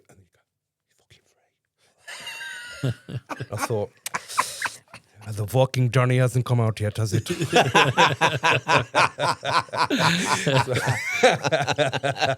So they'd be getting leathered on the pints like that. And then, of course, the Bacardi The and the big whiskey stuff come whiskey out. and that comes out And there. he'd be like, told you it was him. And he's being dragged out like Fuck. that. And his missus has got the car keys. And I'm like, Yeah. it's him, I told you. There was always one. Right, do you want to have a break? Yeah, let's have a break. And I believe we're going to put one of your tunes in. Ooh. The one you done Thank very much, with guys. Dave, the one you done with One Eye. Oh, yeah. Now yeah, it is. yeah. Yeah. No, it is. Are you happy for that one to be in? Yeah, I'm happy for any of my music to be played, mate. It's always a blessing when anyone feels to play it. So, yeah, we have to put copyright stuff that's not copywriting to the show because of YouTube and stuff like that. Absolutely. So at half time we play as either one of his or one of mine, one of the labels. One of the labels, yeah. Good. So we're going to for put. So do you want to Go on then, Dish. introduce the Do you tune? want to do You it? introduce it. I can't remember the names of half. That's no shade. Not on a you single guys. fuck given. I just meant the tune and you had it. B15 Project, DJ One Eye. Now hear this. See you after the break.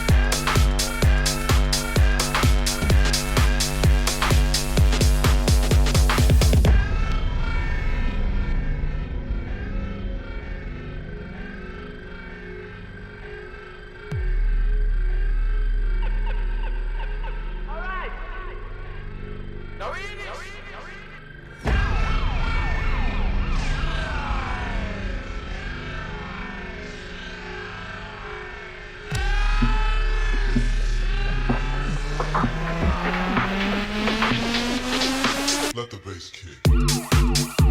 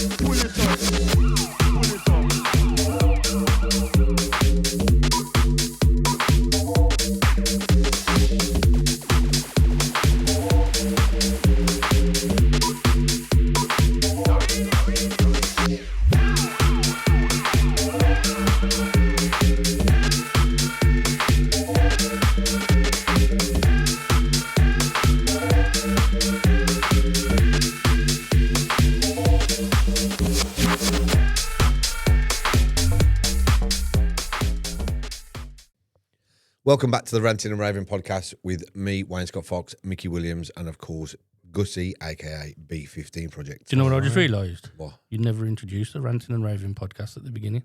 I did? You didn't say the Ranting and Raving Yeah, I Podcast. did. I'm going to double check. I bet you I did. Okay. Didn't I? Talk amongst yourselves, guys, if that's okay. Anyway, so the tune you just heard was B15 Project and One Eye called Now Hear This. Now hear this. Let us know what you think, of course. I liked it. Good. Even though you don't. I liked it when I even made though, it. Yeah, even though you don't remember it. I don't liked remember it, but So I'm this going to go home now and listen to what it is now. Go, fucking hell. what the fuck were they on about? I don't remember doing that. That is. But sorry, can I?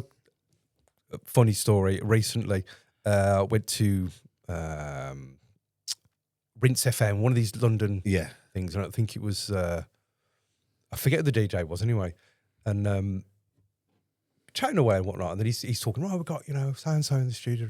Then he put this record on, and I was like, "That's a decent record." That I says, "Who's that?" He said, "It's you." I was like, Fuck "Are you kidding me?" I was like, I had absolutely no recollection of it.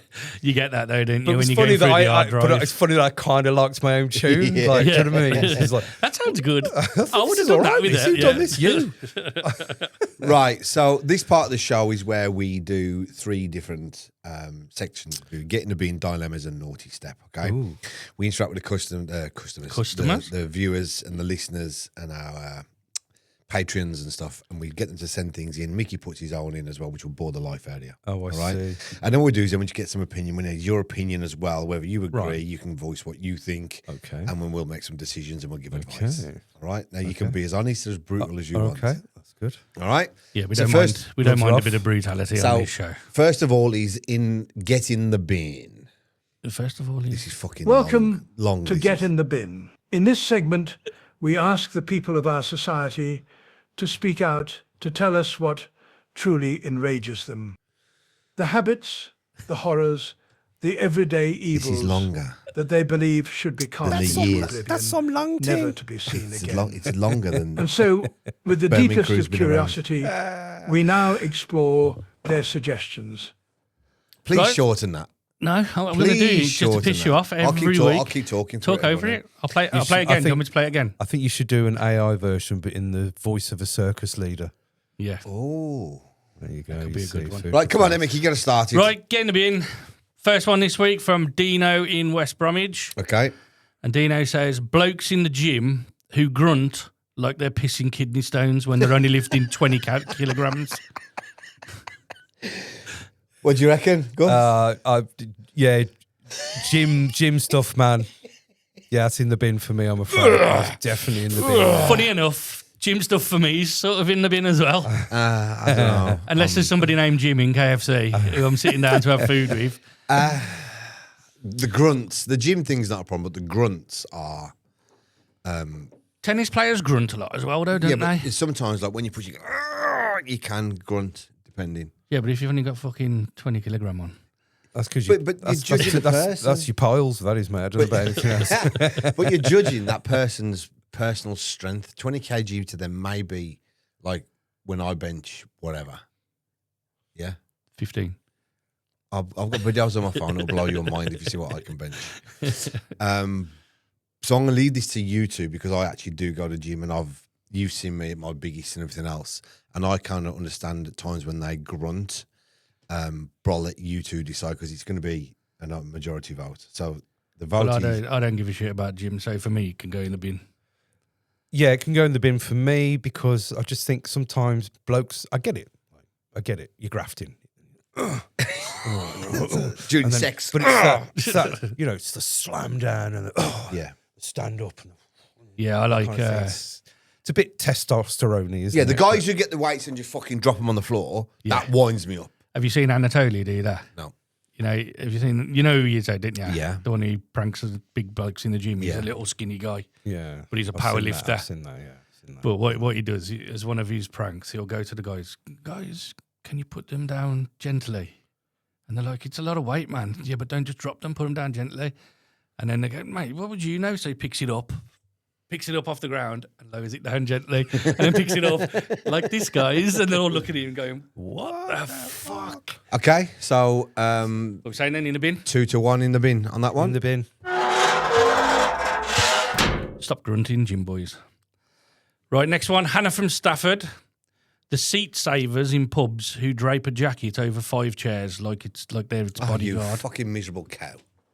Seat savers, as in like. My mates are coming in a bit, So you so I'm get going to to the cover pub, all the So you cover all the chairs. like people to stand Oh, there. I see. That sounds like the Germans on holiday with the towels. That's towels. exactly that, yeah.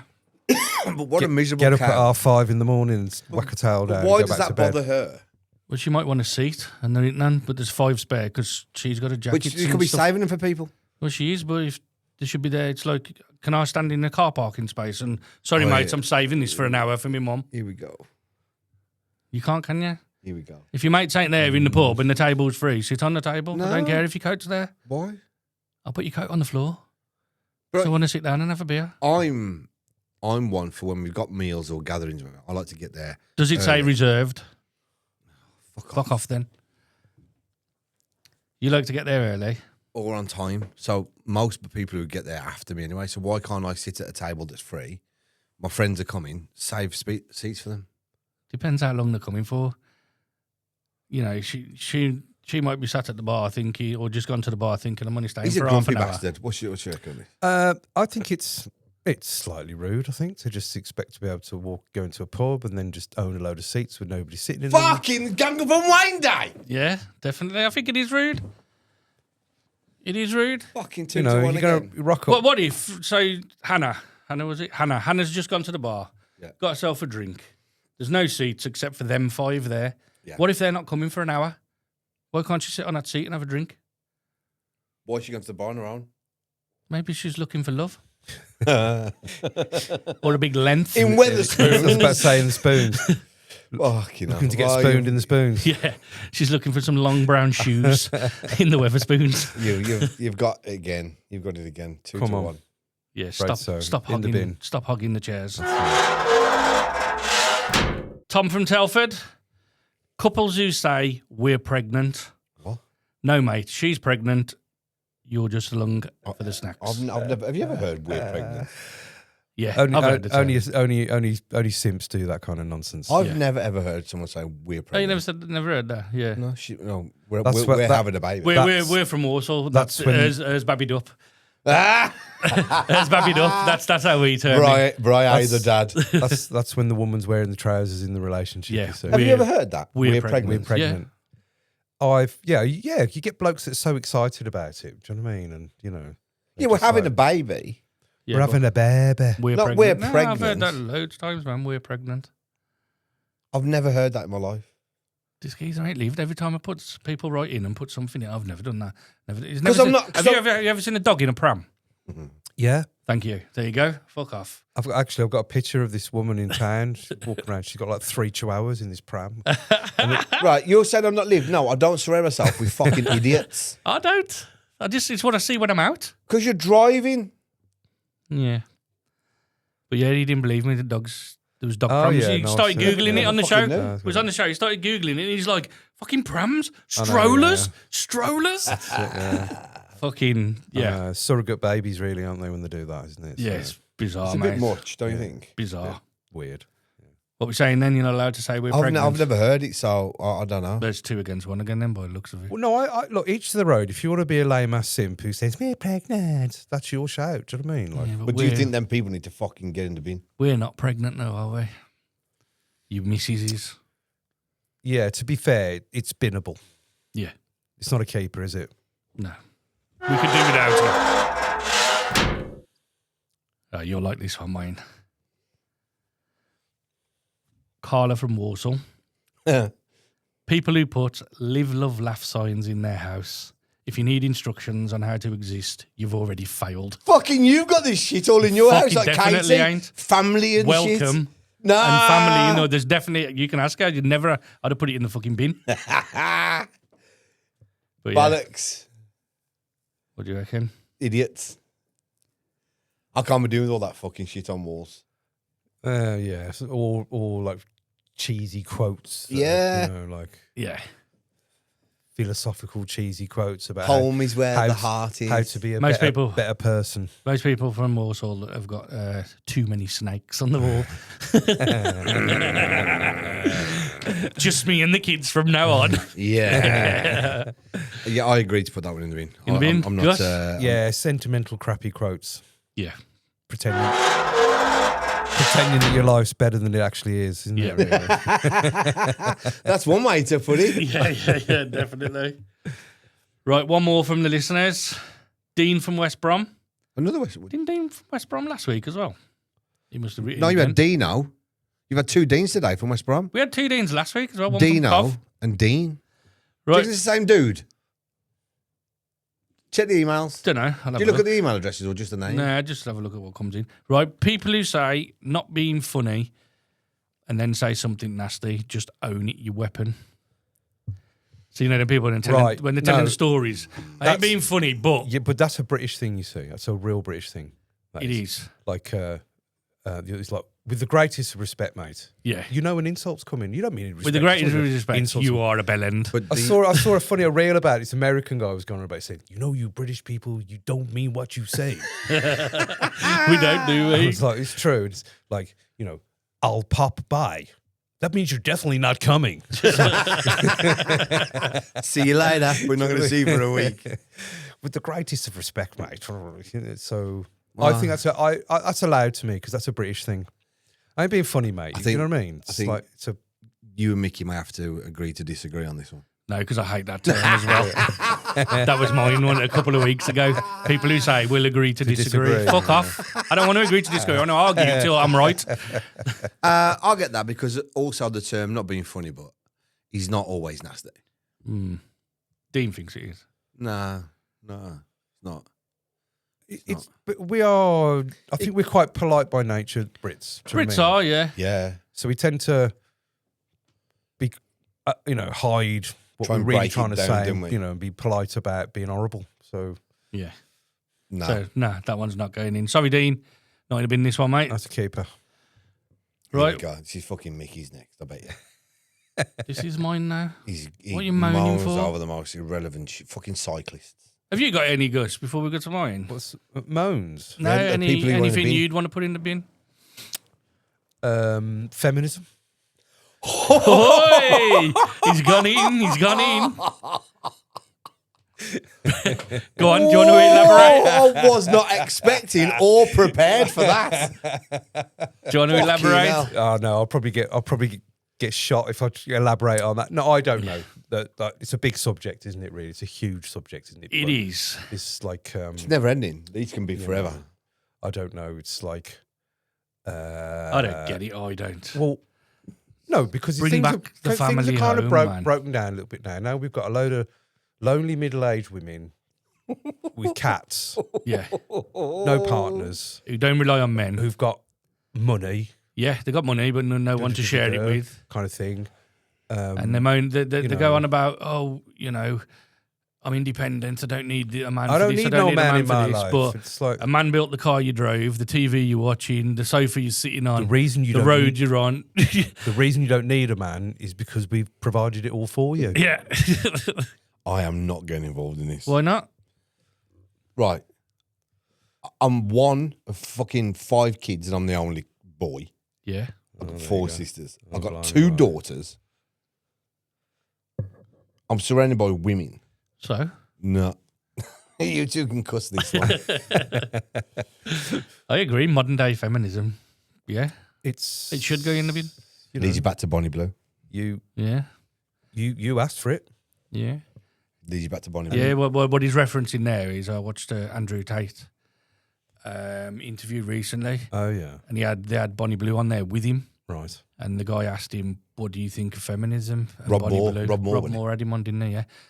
And he said, "Well, Bonnie Blue is the end product of feminism. Absolutely. Her yeah. body, her choice. Her body, her choice. She wants to be independent. She does this, she does that. Nobody can say anything. Who So are we to judge? all these feminists who are having a go at her, this is the end product of your ideology." And he's quite right, to be fair. So And men are increasingly emasculated. We're also there's a whole thing of like a negative masculinism. Somehow that. Do you know what I mean? So Do you think masculinity's been lost in men? these yeah, days? I think it's been sidelined really, because society's changed. Like we're no longer in a traditional construct of what our grandparents. yeah. Granddad goes to work, Nan looks after the kids. There was defined roles. Not saying anyone was any happier. Maybe they weren't, but there was defined roles. They were happy because they were still together all their life. That's right. You committed forever, and that was it. And you Don't see that now. But now what's happening now is that social media has broken the whole thing down. Yeah, the whole social construct's It's gone, just hasn't gone. it? Do you know what I mean? So now what we're happening, we're in a place now where, women, and rightly so, they can do what they want. They can, go about. So they don't need to have a man. They don't need to get married. There's no restraints in that way. And I agree. That's great. I'm not saying that anyone should be oppressed or held down at all, but there's consequences to breaking down the feminine and masculine roles. That's what I feel. Do you know what I mean? And everyone's just a bit confused, I think. Do you know what I mean? So we're ending up with a lot of. We've never been more connected ever. Yet everyone's more lonely. Yeah, You know the never way been it more is- connected, you know the but way- never been so distant. You know Exactly the, that. It's weird, isn't it? Right. So the way it is now, let's imagine the Titanic's about to set sail and sinks. No such thing as women and children first. Oh no, exactly. First that. come first. It's Get the fuck. Yeah, equal rights, mate. Do you know what I mean? I'll take your Innit? kids, but you can stay there. And men have also got this overseeing protection of women and have vulnerability when it comes to seeing women hurt, whatever else. Women are now allowed in the British infantry. We're still expected to be chivalrous. We're still expected to Yeah, fulfill traditional male Yeah, you ask stereotypes Open the for door, women that yeah. are no longer traditional. 100 women, if you go out on a date with a guy, would you expect him to pay? Watch how many of them say yeah. Okay. A few will say no, I like to pay my own No, money, I- but Yeah, they still but watch expect how many would say yeah. to pick them up and open the So door. they want the privilege of feminism with the 100%. privilege of men paying for stuff. I went out on a date with this woman. Didn't really know much about her and whatnot. We went to a really nice place somewhere, and I suggested that we go Dutch because I don't really know. I shouldn't really know. I knew nothing was going to. And she kind of turned her nose up a little bit, got a little bit kind of Disjointed. you know, this kind of Yeah. thing. And she says, "Well, I just feel it's." And I went, "Okay, no problem, bosh. I paid for the thing." And then recently, I've just seen she's moved into a £2 million house. Wow. Wow. Maybe she But was wants you testing to you. pay. Yeah, but maybe she was testing. Maybe it was a case of, okay, let's see what you like as a man. She's successful. I don't I want mind. to see if you are a man then. But it's like, No, let's you're not getting look all at, let's not look at always negative side of things. no, Let's no, always like, look at, like that's you've done really well for yourself. You've been yeah. obviously very successful. You know, taking advantage of the modern world, but we're still expected to be, you know, traditional and Yeah. and be, you know, do all this kind of thing. But it's not reciprocated. No, True. I agree with that. I'll put that in. The I'm bin. not putting feminism in the bin. I'm not I getting am. involved. I'm going to say modern day feminism. I'm not getting For me. involved. Okay, So you want to put that in the bin? I fucking do, mate. And he wants to put it in the bin. Get in the bin. Let's get back to Mickey's then. This will be fun. I'd exploring one. Come on. Right. I want to put in the bin this week. Grown adults on Facebook who put football initials as their middle name. You know, like you'll see Dave LFC Smith, Oh, or you'll see, or even like on the woman's side he's of it. lost here. Even like on the woman's side of it. Do people even do that? They He's do. lost. On the woman's side of it, Rebecca Yummy Mummy Davis. Fuck off, man. There's absolutely no need for it. Oh, I don't know. Oh, you see, I don't get. I mean, I know you guys are like people get obsessive with football, don't they? Do you know what I mean? And just, Yeah, we are. You know, you just get. We're absolutely obsessed. I'm obsessed with it. football, but I'd never put Mickey LFC Williams. Well, obviously, you wouldn't. I would never put blame Wolves yourself, in you my know. name. I don't know anyone who'd do that. So if you're doing that, you're a fucking moron. Sorry, why would you do that? I just why think would you it's, put it in I just your think it's name? bizarre, man. It's like, mate, you're nearly fucking 50, Is that their bruv. middle name? Is that on their birth certificate? and You're driving nearly license? 50, man, and you fucking got CFC in your fucking profile. Cannot Like. believe I'm agreeing with you on this one. And like women who put Yummy Mummy or Mad Girl, fuck off. Don't get me started on that yummy mummy shit. And full-time mummy and all that. I've had all this in the past with my videos. Full-time mummies. Yeah. But I agree with you on this one. No. I don't really have an opinion about it, really, because I don't really get it. Like, He doesn't know what LFC is. you know But what I mean? even away from the football thing, you know, if you saw somebody on your Facebook profile, a girl, for instance, who you know is in her 40s, and it's, I don't know, Okay. Kathleen Yummy Mummy Davis. Do Yeah, you not think, fucking hell, I know, grow yeah, up? Grow up, yeah. To be fair, I get what you mean. But you know, people. I don't know. People just think they're cool, don't they? They put some stupid middle name in But there. if you're going to do that for football, you've got to wipe out everything that's put in it. Anything that's daft. Well, it doesn't matter. You can't put anything that's not your name shouldn't be within your name then.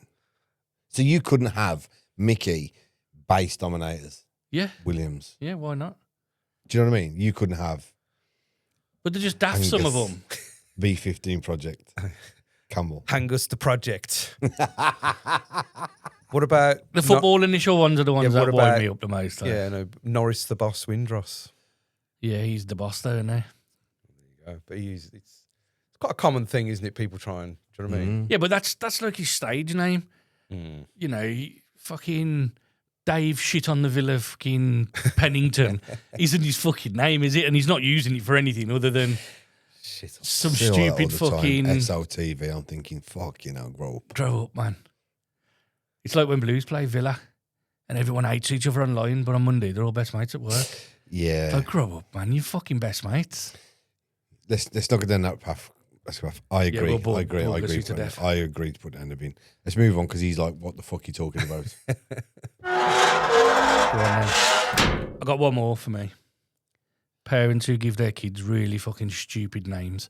But not only are they stupid, they spell them stupidly. Like what? Chardonnay. Like, dumb name. Yeah, dumb name. But I'm thinking more like Jackson, but they spell it Jaxxon. I mean, you know, when he's fucking... You're on dodgy ground here. When he's like fucking 18 and ready to go to work, 21 when he's been to uni, that's his CV straight in the bin as soon as you read it. Fucking hell. Why? It just is, isn't But it? in years to come, that will be like the norm. Don't forget the normal names like Adam, Gary, 'cause Paul. No one's calling the kid Paul these days. Or Gary. Fred. Gary's a dying out. They're a Yeah. dying name. Keith's almost dead. Arthur. Keith's Craig. gone. No, but But all the old names are things coming like back. Arthur, Edward, and all that, they're all coming back. Yeah. Yeah. I've got a nephew named Henry. There you go. But they're Like coming back. Michael, that'll stay around forever. Like my middle name's Michael, but Michael will stay around. The likes of Wayne, Philip. No, Philip will stay. There's not many of my name around, that's for sure. In Scotland, there will be. Fucking loads in yeah, Scotland. yeah, there's a few, yeah, to be fair. Yeah, because they're just traditional as fuck. They'll just keep recycling it forever. Yeah. Bit like them DJs who keep recycling our vocals. Touche, fair enough. Touche. What are we saying then? You ain't on I that- don't you ain't know, on that because there's a side to it now. There's some of the names. There's a white girl at work keep telling the black supervisor, Simeon, that when she has a baby, she's going to call it Shaniqua. And Simeon's having meltdowns about it. Just because Shaniqua. That's been around for years as well. So White no- woman. What were you saying, Gus? There's 3 votes on this one. Obviously, I've put it there because I want it in the bin. No, I don't mind. I mean, I as I say, I call myself Yeah, Gussy. but if you call your son exist, Jackson, Yeah. you know. just spell Jackson. No, but You ain't got to put XXON instead of the normal way. But that's how some people spell things, Mickey. They Yeah, people don't. like to be different. They do. Do they like to be bellends though? But this is, again, it's evolution of where we're going and what we're coming from. I don't like it. It's changing society. What, don't like it. This is a conversation You we can can be called talk about for Jackson 2 with hours. it spelled properly rather than Jackson spelled like Yeah, but a then fucking you're looking at Jackson like the surname. bellend.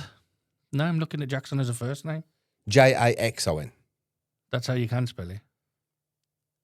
So what's your fucking problem? Too many X's. Yeah. Get out of here. Spell it You properly. see what I mean? Sounds like my life. Too many X's. I can't agree with this because I think people are entitled to choose what name they want. And when it comes in 10, 15, 20 years' time, there's going to be that many fucking random names out there. Yeah. No one's going to even pay attention Okay. because there's so many, the Gus? wide variety of Yeah, names. to be fair, I'll let it go. It's not something I would. It's not on my radar really. Okay. If you want to call your son a stupid name, then I mean, I was nearly going to be called Hamish. So Jesus Christ, it's better than Angus. I can tell you a funny there's one. Hamish in Alice in Wonderland, isn't Oh, there? is there? I used to work with a guy, Gary Key, and his mom was named Anne, and his dad was named Alan. No shit. Alan Key. Alan Key and Stop. Anne Key. Gary Key. I have to say, I do like that. You know, when you see the funny names and they use them like on the Facebook. There's one. With a little bit of luck, we can through the nights. We done it last spoke- week, didn't we? Weren't that a time to be alive when social media was relaxed? That was funny, man. Yeah, it was ace. They were class, weren't they? It was ace, right? That's the end of getting the bins then. Okay. We are now on. We're on to your dilemmas. Dilemmas. Got a story that's mad? Don't keep it hush. Like my neighbor caught me knocking one out in a bush. Wife get you dirty. Your dad crossed the line. Send it to the lads. It's dilemma time. So this Go on then, Wayne. is the section where we're a little bit more serious now. Okay. People normally send in dilemmas, and we've had things like a guy found out his missus was sleeping with his dad, his missus sleeping with a neighbour. We've had all kinds of things. So it's a bit more advice to our viewers and our listeners, more than like taking the piss. He can be a bit like, fuck 'em, slag, rah, rah, rah. And I'm like, chill. And if the bird's fucking his dad, she's a slag. My life like that is a Netflix series. That's what I'm saying. Right, okay, so this one's anonymous. Okay. And you'll understand why it's anonymous when I tell you the story, okay? So, I work as a night security guard. Last week during my rounds, I saw a colleague stealing equipment from the warehouse. It's thousands of pounds worth. And he clocked me seeing him. Now he keeps making subtle threats about knowing where I live and seeing my kids at school. Do I report him and risk my family, or keep quiet and live with being blackmailed? That's fucking bad, man. It is, but I don't think I'd say anything. Depends on the other guy. If he knows the guy's a bit of a dude, I ain't saying anything. I'd just say, mate, just fucking get on with it. I don't want to know. Don't do it when... But if you're a security guard and your job's to protect the stock and all the stock's going missing... and it's the security robbing it. Yeah. Do you reckon? I don't think there's a win there. There ain't a win, because if he grasses him up, he's a grass. But then if you don't grass him fuck up, about grassing. you're always got that underlying threat around you kind of thing. Yeah. So either way, it's going to be there for him, isn't it? It's there's no win there. But he has had his kids at school. What kind of a fucking worm does that? I know where you live and where your kids go to school. One that needs a punch on the I'd fucking have fucking nose. sparked him out there and then. Yeah, this is it. It's a difficult one. Yeah. Yeah, there's no win there, I'm afraid. I don't think. Report him, get into all kinds of nonsense. Don't report him. Live with the veiled threats for the rest of your whatever long you're there for. However long isn't it, you really? work. In there, Or innit? just say to him, say, look, I know you've robbed. I don't really give a fuck. You got no reason to come to me giving the big and threatening my missus and where I live and my kids, right? Yeah, you're robbing. If it comes to light, don't think I'm taking the blame for you, Yeah. right? So stop. Enjoy what you've got. I'm not bothered. Something along them terms. Yeah. But people are on the take. They like to keep taking on the take, though, don't they? Oh, yeah, they ain't going to stop. But he's if got they to stand make up a for himself fucking as well and not couple be a of quid. pushover. He needs to let this guy know, look, I ain't a fucking dickhead. Unless he is and the guy knows he can bully him. Yeah, that's what I mean. You don't know who the other guy is. If it's somebody who's fucking known to bully, then don't know, do you? Mm. Next time he makes a subtle threat, just say, mate, you ain't got to keep doing this. Have I said anything? No. But if you carry on, I fucking will say something. I'm stuck with this. Because that's a bad situation. to Or at be in. least say, It's if I see you doing it again, I'll fucking report you. Simple as that. But he's threatening your family and your kids. Mm. you know what they say, though, don't they? Barking dogs don't bite. True. It's a tough one. Isn't it? I would go down there and say, mate, I've seen you nicking. Why you feel the need to threaten me, I don't know. I don't give a fuck, right? But if it comes too light, Yeah, I knew nothing I am about not it. taking the rap for you, right? So you carry on doing what you want to do. You can either carry on and stop. If you get caught, you get caught. Doesn't do me. Yeah. Yeah, turning a That's- blind eye to it at the end of the day. Ultimately, it's not coming out of his pocket. No. And the man's not taking from, directly from him. He's taking Yeah. from a company or something, isn't it? So you've got to weigh up the odds. Like, you ain't getting paid a shitload as a security guard. Chances are you're probably working for an agency anyway. Yeah. Yeah. Do you know what I mean? So do you really want to get involved in all the drama? Do you know what I mean? But then again, that's your job. Yeah. Sorry. Couldn't help you a bit more on that one. But I hope it all works out the best for you. And, don't be bullied and feel victimised. That's all I'm saying. Yeah. All right. I agree with that. Okay. So on to number 2. I've been hired to DJ at a wedding. Sorry, I've got to announce it with you. So this is from Gussy Campbell in Birmingham. Nah, this is anonymous as well. Okay. I've been hired to DJ at a wedding next month. The bride secretly messaged me saying she wants me to play a reveal video halfway through of her catching the groom cheating. She wants to humiliate him in front of 200 guests. If I do it, I'll be part of destroying the marriage. If I refuse, she said she won't pay me. Mate, don't take the gig. Yeah, just tell her to fuck End off. story, don't take the gig. If you don't want to Just be don't part, take the gig. Yeah, if you don't want to be part of it, don't take End it. that gig there and then. That's got nothing to do with him. Nothing? At all.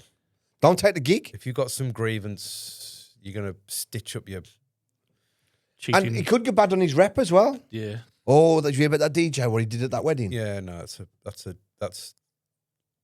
Yeah, hand the deposit back. I'm saying I want nothing to do with it. No, I'd keep the deposit. I'll Breach. come and play your music, or I won't come and play your music. Yes. Simple as that. I'm Yeah, not but having if anything to do with you that. don't even want to be there with all that going No, on anyway. no. Nah, because as soon as that happens, you know what's Ag. going to happen with the rest. of Fighting, your kit might get smashed up. it. Yeah, fuck that. Cancel your gig. Mate. I would just cancel the fucking gig straight away and say, do you know what, I'm sorry, it's not for me. Yeah, fuck that. It's not for me. I'm terribly sorry. But and if you want to, if she's paid your deposit, I'd say, based on what you're asking me to do, yeah, your deposit's non-refundable. Yeah. Because of what you're asking me to do. That is not in. Yeah, it's no Basic- my contract. Your terms and conditions for a Turning my fucking terms DJ. Nah, you're getting into somebody's drama there, aren't you? Imagine what if the groom's family start filling him in? What are you done that for? What are you done that the for? fucking Yeah, groom. yeah, all that. Nah, Yeah, fuck that shit. Mate, just cancel the gig. It's a gig. You get more gigs. Cancel. Don't worry about it. I wouldn't even get involved in that. Yeah. All right. I'm going to do one more, Mickey. Yeah, go on. Okay. The geezer on this one's pretty thin. Kieran from Wolverhampton. Okay. Okay. He's done something that I've kind of done, and Adam last week. So a mate wrote me into what he called urban exploring. Know what that is? Going around like horrible places in the city. No, so like, basically, I've done this before. There's places in the UK, right, and it's fucking insane, where imagine us now getting up, leaving, and never coming back. And then 5-6 years' time, someone comes in, everything's still in place. I've been to places and there's people with glasses, the beds, like where they've got out, slippers. Right. It's insane. Abandoned places. Abandoned that have buildings. been left exactly Yeah. as if somebody just walked out the door. Sometimes it's houses, sometimes it's industrial. Urban units. exploring, they do that, and it's kind of like right. So this guy's roped him into doing some urban exploring. They broke into an abandoned factory, but when they got inside, they were locked cages with dogs in them. They looked half starved. My mate said it's probably for fighting. I want to report it, but then I'm admitting I broke in. Report it. Anonymously? Yeah, just anonymously report it. RSPCA, tell them where it is. They'll be around there in seconds. Yeah. Yeah, 100%. You ain't even got you ain't got to tell me your name. It's a no-brainer, isn't it? Yeah, really? definitely. That's a stupid one to write in with, thinking you're going to get done for breaking in, because you're not. Yeah, but he's probably worried in case the police get involved, which they're probably going to do. Don't give your name. But he probably The don't know. That's why he's RSP asking. said they'll take anonymous calls. Yeah. You know, It's like 999 111. They'll all take it. they'll investigate it, won't they? Well, that's So- it then. Phone the RSPCA. Yeah, just call. The dog's probably fucking dead by now. Yeah. By the time this comes By the out. time it comes out, yeah. Yeah, you should have done it straight away. Who's that? Kieran. Kieran, yeah. So we all agree on that. Animal cruelty. Right, that's the end of dilemmas then. Coming on up next is the naughty step. This is where people do something wrong and they think, have I been naughty? And do you send them to the naughty step? Or are they allowed to go free? Mickey controls this one. Okay, come on then, Mickey. Right. You're not going to put your naughty step thing? I haven't got it yet. Oh, that's a shame. I'm still waiting for Riggs to do it. He's useless. Right, naughty step from Liam in Derby. And he says, I accidentally, quoted, I accidentally set off a fire alarm in a travel lodge because I wanted to see how fast everyone would run out in their pyjamas. I hid in my car watching businessmen and families stand outside shivering at 3 a.m. while firefighters came to check on nothing. Am I on the naughty step? And I bet he filmed it and stuck it up as a reel. Raving. Probably. Raving. Something, do you know what I mean? Raving, isn't it?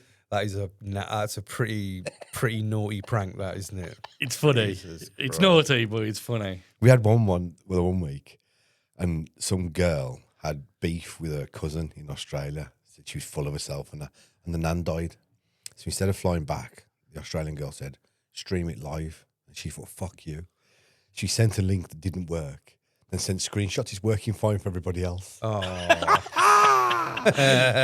Best one I've heard, that is. Unreal. I thought it was fucking brilliant, Class. that one, man. I mean, this is a funny one. This is good. Something, we was at a hotel in Blackpool for a tidy event. And it was one of them fucking 2-day things. And at about 4 o'clock in the morning, the fire alarms went off. And you can imagine 2,000 ravers. Literally every room in the hotel was ravers. And we all had to fucking leave our rooms, man, and go and stand outside. That was a bit of an experience of fucking 4 in the morning when Them you've been on fuckers the do tackle it. all night. And yeah. everyone's standing around. Don't need any Yeah. torches. Yeah. People do it, don't they? For like, Mental, mate, honestly. they do it to the footballers, don't they? Yeah. So if footballers are travelling to an important game, let's just say a team down in deep South London are playing in Newcastle. Newcastle fans are good to the hotel and set alarms up in the middle of the night. Yeah. So they're And tired playing the game. Tired, And- and so fireworks as well. They do fireworks as well. Let the fireworks off at the hotels. Fucking hell. So what do you reckon? I think- I think it's funny. I would It probably is. be chuckling, but it's a It's little bit still naughty, isn't it? isn't it? Yeah. So Liam's definitely on the naughty step. Definitely, yeah. And you haven't Okay. got a sample for it either. Nah, nothing yet, man. Still. It's Riggsy, isn't it? He's useless. Right. Maybe you should ask a real sound person today. Scott from Birmingham. On a night out in Birmingham, I once convinced a group of strangers I was an ex-Big Brother contestant. I signed napkins, posed for selfies, and even got free drinks. One girl swore blind she remembered me from the hot tub scenes. I've never been on telly in my life. Am I on the naughty step? Imagine that. Nah. That's fucking Free drinks. great, I mean, isn't it? that's Just blagging your way that's to free drinks. Yeah, that's proper. It's when people say, "Oh, remember you?" Nah, You saw don't ya. remember me, mate, because I was never on there. Yeah, I like that one. That's really good, that one, Scott. But for me, nah, definitely not on the naughty step. That's just a good. No one got harmed. just a and bit fun. of fun. That is. That's that's isn't it? just, fun. yeah, that's fun. Do you want another one Go on in. before we finish? Go on in. Right. Back when I worked in a supermarket, I used to deliberately rip the multi-packs of crisps, knowing that if they've split, the staff would get to buy them cheaper. It's like you cunt. So over a year, I reckon I've had about 200 bags of crisps for nothing off the management. They all thought it was a dodgy supplier. And it was just me with butterfingers. Am I on the naughty step? And that's from Sarah in Warsaw. That's thieving in my eyes. Is it though? Yeah, because you're deliberately doing something. So that, Yeah, if you... yeah. No, It's on line with thieving. Instead of She's- thieving, you've been clever she's to just get it. opening the multi-pack, putting it back on the side, and then they're moving it to... Exactly, Yeah, knowing. you lot can So have instead of these. so, do I steal them or do I do this and they're going to give me for free? It's the same fucking thing. Yeah, but she's not actually stolen Over them. crisps, no, you fucking she's opened scutter. it, put it on the side, and then they've gone, oh, we can't sell them because it's multi-pack. You can have them. So she ain't stolen it. She's been given it. Same shit. She's damaged it. But she's Do you see my luggage? She's instigated the whole thing's premeditated. Yeah. Instigated it, and it's and a bugbear of mine is food waste, and you see so much food being Tons of it. Don't open crisp packets. Go and take some of the stuff that's going to be thrown out that day because there's so much waste. Yeah, Yeah. It's just that's what's criminal, really. yeah. Is she on the naughty step then? Yeah, I think she's a twat. Sarah, Wayne says you're a twat. Gus? Yeah, I think it's small fry naughtiness, really. Yeah. Right. Small fry leads to what? Well, I don't think she's going to become a bank robber or run a but criminal eventually enterprise. that'll 'cause come. she's yeah. Once you get knocked. Right, if you've had got a free couple of bags crisps, of crisps. if you've had free crisps for a year and all of a sudden it stops, you can look for other ways to get free crisps. Yeah, buy them. Bitch could have brought them from the beginning. Yeah, but No, this is what they say about criminality, isn't it? Eventually, criminality becomes a way of life, Yeah. and it becomes your income source, and the next thing you know, you're fucked. you're a full-on criminal There you go. every day of your life. It's like this is her now on weed. Yeah. Yeah. Then she's going to go to coke. Then she's going to go to crack. And smack. And then she's a fucking. And then you're going to start dating her. Yeah. Yeah. As soon as she hits the crack Yeah, pipe. I don't- Yep, go on. To me, that's just a very clever way of thieving without thieving. Yeah. It's manipulating the system to get something for free. But I like people who manipulate systems. Michael. I do. No, you have to do it in a bit clever than that. It used to be a bit cleverer than that, doesn't it? Do you know what I mean? It's like I just think people who manipulate systems It's are small. It's mini small, heroes. It's small fry theft at the end of the day. So she's naughty. You are a naughty bitch, Sarah. Okay. Right, I'm done with them then. I've got a question for you. Go on then. If I said to you, Aero, what would you think? I think of the chocolate bar, Which one? Just a normal one. mint or orange, really. Boom! Suck me off. Look at his face. Look at the camera, Wayne. Look at it. Look at his face. Bastard. We was on about chocolate on one of the previous Okay, shows. Right. And he said Aero, and I went, yeah, but that's more mint one. And he was like, no, everyone knows Aero for being just the Aero. It's like, no, they don't. Nah, Aero's mint. mint. To be fair, it is. Yeah. I got a question for you Fucking as well. mute him. What's your going back to the music thing? What's the one album that you could play over and over again? One you've brought. It's nothing to do with what you've done. In your past, have you brought one and thought, oh, that's like the gold? Like mine. You know, is like the Fleetwood- old, if you're Fleetwood stuck Mac. on a desert island. Well, yeah. I mean, back in the day, we And had, you can only we used listen to one albums, album. didn't we? Used to listen Yeah. to albums. Do you know what I mean? And What's you'd that have one? I don't know. There's quite a few. Really, I'm trying to think back. Like it's loads. Like I was an album listener in my late teens. Yeah. Really, that's when I think, and I was kind. you know, it'd probably be a Led Zeppelin album if I'm really honest.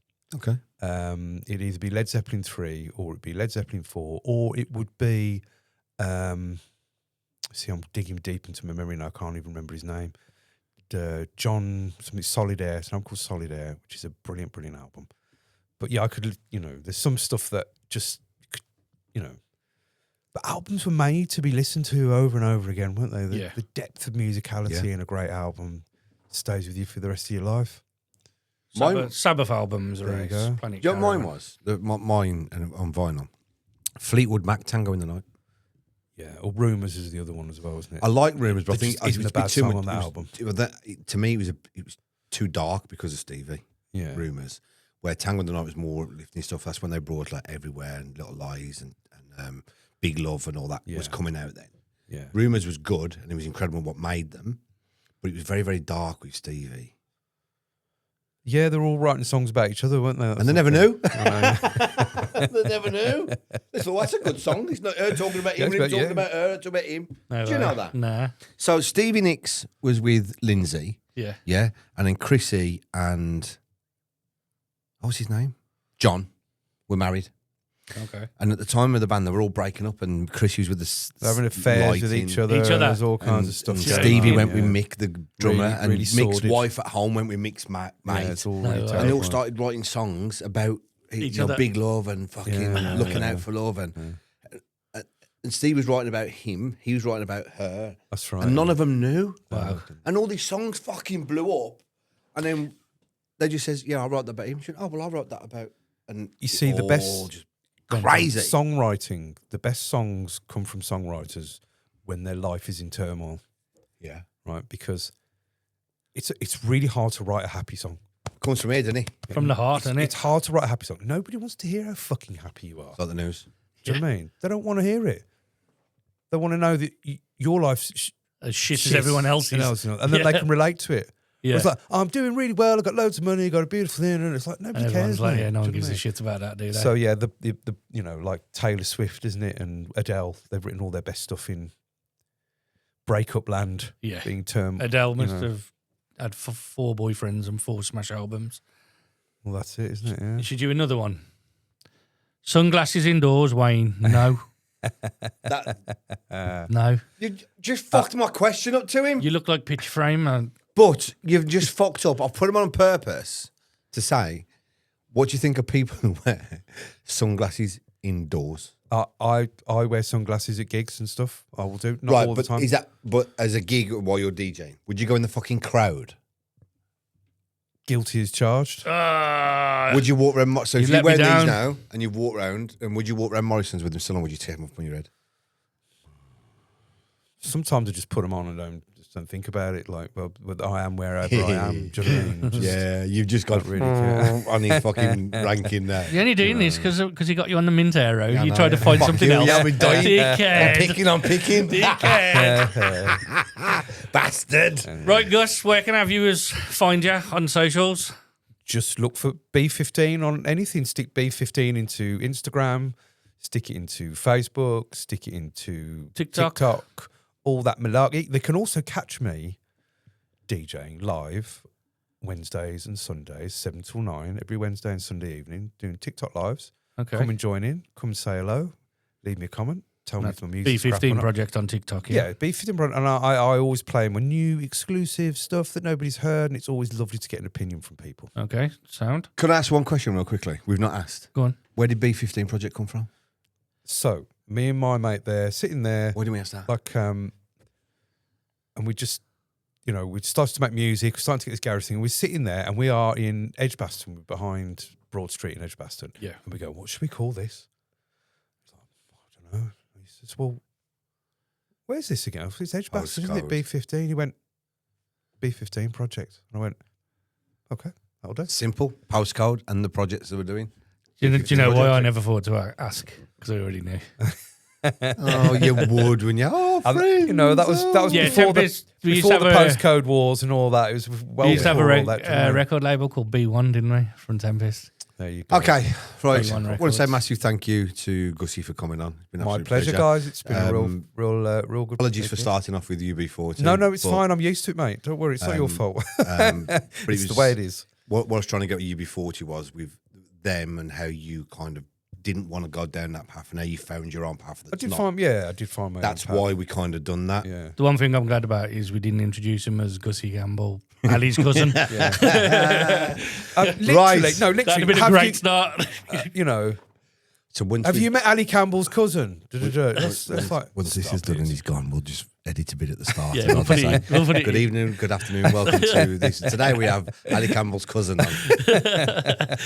Right, of course. Well, we don't know his name yet, but we know it's yeah. Ali Campbell's cousin.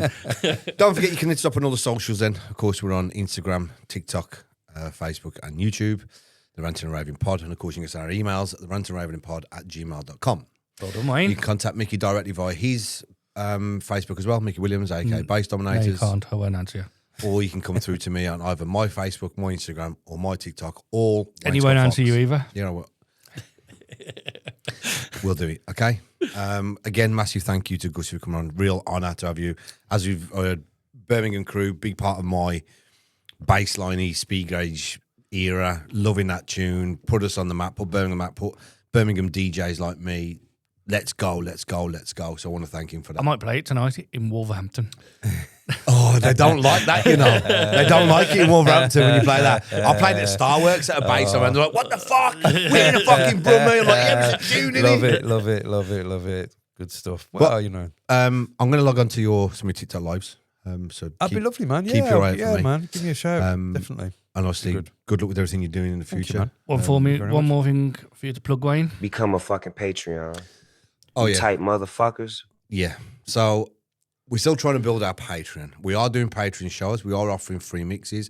We are going to do some live mixes on there as well. We're also going to do other things on there that you can't see, like What a Prankster. We've got a relationship calls thing we're going to do. I've not thought of a name yet, and other subjects as well. But in Red order pill, blue pill. Red pill, blue pill as well. But in order to get to do that, we need to build the base of people who want to see it, because Patreon is more engagement. It's all about you. You tell us what you want. You give us what you want. The normal shows like this, we've got the subjects. You give your stories. With Patreon, you are part of the Ranting and Raving Pod. It's totally different to this. You are involved. You have a voice. And we like to give back as well. Competitions, cash prizes, all this kind of stuff are going to be in there. So you can join us on Patreon. You got to search. Exactly the same. The Ranting and Raving Pod. Yeah, patreon.com/The Ranting and Raving Pod. And that's where you can grab us. And of course, let's not forget, Or you download the app, Patreon app, and then look for us on there. just before we finish, Gussy's going to give himself a push on the socials one more time. Yes, people, come and join me on my TikTok lives on Wednesdays and Sundays. It's a lovely atmosphere. It's a good vibe. It's nice music and stuff. And obviously, you know, check me out on the socials or come and see me at some up and coming gigs. Do you know why? Because he mash it up, mash it up. I was mashing it up in a true Birmingham style. Thank you, guys, man. Thank you for having me. Thank you It's very been No much. worries, man. Great chat. We'll see you next week. I might.